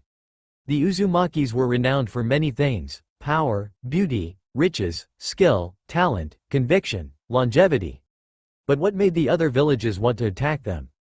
It was a fact that Uzu Shiogakure never participated in wars unless it was retribution for one of their own, and not even their ally, Konoha, managed to persuade them otherwise. They were firm about that, but the Shinobi villages didn't attack them just because they were powerhouses. Kurama knew that for a fact. It should have been an incentive, but it wasn't. Otherwise an attack on the village hidden by whirling tides would have happened way before. Absent-mindedly, Kurama's red eyes spotted a swirl on a boulder. Their clan symbol, the fox, thought as realization dawned on him, and their seal. Sealing, that was what made the Uzumaki a force to be reckoned with and why so many shinobi villages feared them. They could create seals on the fly without fearing the repercussions that most sealers faced. They were naturally gifted in that area. Kurama had almost forgotten since he rarely saw Naruto drawing up seals. Alright then, the fox smirked, he could work with that. He may not know much about seals, but he knew how to break them. Confidently, he walked towards the swirl and knelt in front of it. Summoning a large, condensed amount of chakra on his palm, he pushed it towards the swirl. He didn't slam the ball on it, but he didn't need to. The seal was already sucking up the chakra greedily like a parched man in the middle of the desert. Fascinated, he watched as the tendrils of energy were siphoned off towards the center of the seal. Unlike what most seals looked like, this one was different. It didn't have any squiggly lines or dots. It was just a swirl. As the ball of chakra quickly dissipated, the swirls retreated into each other and invisible symbols appeared all around the retreating swirl till it formed a perfect circle with only a single bold dot remaining in the middle. Pushing himself up, he waited. Slowly, the stone sunk down, making an awful lot of noise in the process, the grinding of age-old rocks. As the boulder completely disappeared into the ground, a domino effect happened. Other boulders, insignificant ones that no one would have thought twice about, started sinking also, and as each boulder sunk, the ground on which he was standing on started to shake and rise till he was able to make out the ocean in the distance. When it stopped, he realized that he'd been standing on top of the library the whole entire time. The library wasn't in a temple or a building, it was underground. This way why the library was so hard to find. The mechanics of it could elude anyone since the seal was so inconspicuous that not even a genius would have taken notice. It wasn't like the Uzumaki symbol was only on this single stone, though this stone was the only stone where the symbol wasn't faded. It was the perfect disguise since no one would have suspected a thing. Feeling giddy, he flipped back and gracefully landed on a jutted-out rock. There were about 5 rows of hideously large shelves that were packed with colorful books, scrolls, and unorganized parchments. Kurama grabbed an orange scroll that managed to give rise to his curiosity and quickly unrolled it. He was surprised to find that there were no seals preventing him from opening it, but he decided not to question the good graces of the deceased as his eyes hungrily scanned the thin parchment. 2. An Uzumaki descendant or Kyubi-sama. Kurama's eyebrows rose to his hairline. Him? It was addressed to either him or a descendant. Why? How did they foresee this kind of circumstance? Confused, he hurriedly scanned the letter. I am Uzumaki Daichi, the current clan head and leader of Uzu Shiogakure village. At the moment, we're saged by 3 shinobi villages and 1 unknown village hiding in the shadows. Our village holds many secrets, I know. Perhaps that is why we are being attacked, but I've written this letter to 2 people or beast of possibilities. One is to a descendant of the Uzumaki clan, whoever you may be, and the other is Kyubi-sama, since only these 2 can open the library, which unfortunately does not extend to Mito since in all technicality, she is no longer an Uzumaki. She broke the Uzumaki's sacred law by aiding her husband in sealing the 9-tailed Biju. Fortunately, the law doesn't apply to any of her descendants, though. I apologize if you are one of her descendants. Now, if you are an Uzumaki descendant, I am first and foremost very sorry. We weren't strong enough. We couldn't protect you and I'm sorry for the decisions that we will make starting from this night forward. I'm sorry for the wasted opportunities that could have happened, but never will. You won't get to meet your parents or grandparents or even your siblings. I can't apologize enough for that. In one night, I've taken away everything from you because I'm too stubborn to compromise. There were dried tear stains. Kurama could imagine the man crying while writing this very letter. It was truly heartbreaking and Kurama couldn't even begin to guess how terrible the man must have felt. However, since you've come here, you're probably looking for an explanation. I won't give you one. You'll probably come to learn who has attacked Uzushiogakure, but not the one who was helping in the shadows, and I won't tell you because as an Uzumaki, you have the power to either completely destroy or protect, and I don't want you to choose the former action. I know how selfish this is, but that's my decision and I have to live with it. I'm happy even if you don't protect anybody. Just live life for yourself, but I know that it won't happen. We Uzumakis never just live ordinary lives. Fate hates us too much to allow for that to happen. Now, this library holds vast amounts of knowledge and not all of it is good. I don't know how you'll use the knowledge that I've given you, but I hope you don't use it for ill will. You are better than that, and I must stress out that we don't want to be avenged. We just want you to live your life happily without the Uzumaki name weighing you down. I have so much to say and not enough time to write it all down, but I think you deserve to know who would have been your leader if things hadn't taken a turn for the worse. I am Daichi and I'm 23 years old. My father was too lazy to keep the title of head, so he passed it over to me as soon as I managed to defeat him in mock combat. Mock combat, people. The position of leadership isn't like other villages where it's passed to the most deserving and strongest shinobi. Ours is passed through the family. I have one child currently and her name is Kushina, and if this is you reading this, Kushina, Daddy is sorry. I hope you find happiness and meet the love of your life. Don't choose someone that smokes or drinks. Choose someone that challenges you and supports you because Kami knows how we Uzumakis are. My favorite food is oyakodon. My favorite color is orange. My biggest dream is to protect my village and my loved ones. I failed that one. I have an older brother, but he wants nothing to do with clan matters. He left to travel as soon as he was able to beat my father. I haven't seen him since. Be safe, brother. I also have a younger brother who's just turned 17. He followed my Aniki's footsteps. I don't know if these two being gone is a blessing in disguise or a curse. This is all I have the time for. Kyubi-sama, if this is you, please push a little bit of your chakra into the seal below. Thank you. The fox blinked rapidly. This man was his kid's grandfather. Kurama felt guilty for being privy to the letter when his kid wasn't. Still, why was the part written to the man's descendants free for the redhead to read through, but not his own part? Did the man have something to tell him that his descendants couldn't know? Tracing the old parchment and the dried tear stains, Kurama numbly pushed his chakra through and words started to appear. Kyubi-sama, you are probably wondering why I wrote a letter to you. I don't know when you'll receive this letter or if you'll even receive it, but I wrote one just in case. The only reason you'd be reading this letter would be if you are out of your cage and you're on friendly terms with your host and you need information. I know what you are looking for and I'm sorry to destroy what little hope resides in you, but there's no cure that I know of. It's not really a disease or even a curse. The redhead's eyes widened. What did this mean? Daichi already knew why he was here? Feeling compelled to finish the letter, Kurama read on. The man may not have a cure, but maybe there were hints. Well, I suppose you can describe it as a curse, but not really. This sort of thing is unpredictable and sporadic. Genetics aren't even factored in, but then again, it only surfaces in Uzumakis, so. It starts slowly, then it hits hard. It happened to an Uzumaki over a century ago and he didn't even live to see his 20th birthday. He died when he turned 17. Your host will probably meet the same fate and you don't have long. This library holds no records on it and I know that was what you were counting on. However, I won't leave you here with a broken heart. Kami knows that's all I've done since I started this letter. I have a lead, kind of. I've investigated this matter and pursued every little clue that managed to make it to my ears. I didn't want to face the same possibility that my child may have the same type of problem or even a grandchild of mine. I won't be there, but at least I can give some hints even from beyond the grave. Kurama ignored the pounding of his heart. There was a hint. That was better than where he was at. He had absolutely nothing. There is a plant and it's abundant right now in my time. I'm not sure about yours, but it's never been tested since no Uzumaki has had that problem in over a century. It's called the blood plant, and it goes by many names and has many myths.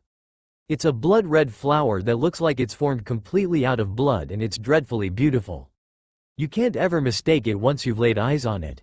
It's rumored among the Uzumaki clan that it cures any kind of infliction. Maybe it'll help your host. But as I said, it's never been tested since, well, Uzumakis have never needed it. However, if it's no longer abundant, then go to the Uchiha clan. Maybe they have it there. They have a way of growing the plant even with its set condition.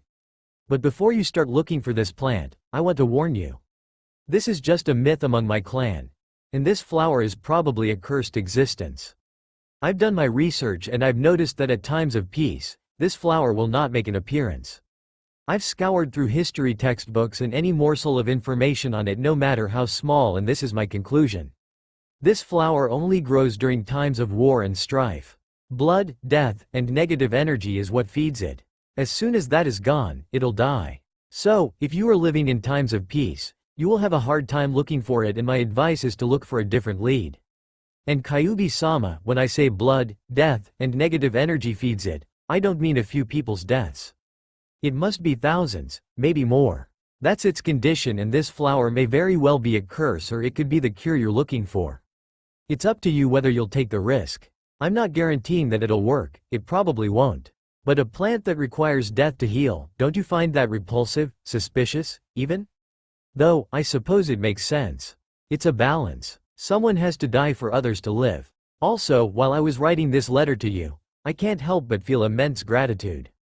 I thank you for caring for your host. Please tell this person that holds your heart that I love them. Tell them that we are at peace with our decision and we wait for the day when we'll meet in the afterlife. P.S. I bet your host is my grand-something. Love him, cuz I just know, believe it. Be safe, you both. Kurama inhaled sharply. He could feel the tears pricking at the edge of his vision, begging to be let down. It was obvious that this man cared deeply for his family. He sympathized with the man and he wanted to rant at the world how unfair life was, especially with how unfair it was being towards his kid. The lovable, blonde boy lost his biological family and he never got to know deeply they truly loved him. Even his grandfather, who couldn't even comprehend his existence, loved the boy. What would Naruto say if Kurama told him that the last person his grandfather had worried about was the blonde boy who wouldn't be born years from then? Swallowing back his grief, Kurama read on. I have sake hidden somewhere in the library, you fox, because I just bet you're crying. Go console yourself. You'll save your host. A fresh tear dripped on the parchment, and the fox read the last 3 words. Love, Uzumaki Daichi. Kurama crumbled to his knees. He wanted to ball up the letter and burn it till nothing remained of it. It hurt to be reminded of what a failure he was. There were so many things going wrong with Naruto and he just added to it. Honestly, he didn't deserve to call the kid his kid. All he did was bring more misery to the boy's life. Perhaps it would have been better if he never got close to the child. Then he wouldn't be feeling like shit. But, no matter how many times he tried to think it over, to make himself regret it, he never could. He was happy that he was a changed beast, he was happy that he got to meet Naruto, he was happy if only for a moment. But why did it have to be so painful? Putting his head on his arms, Kurama let himself cry freely for the first time in centuries. That's all for now. If you enjoy, then please like, share and do comments.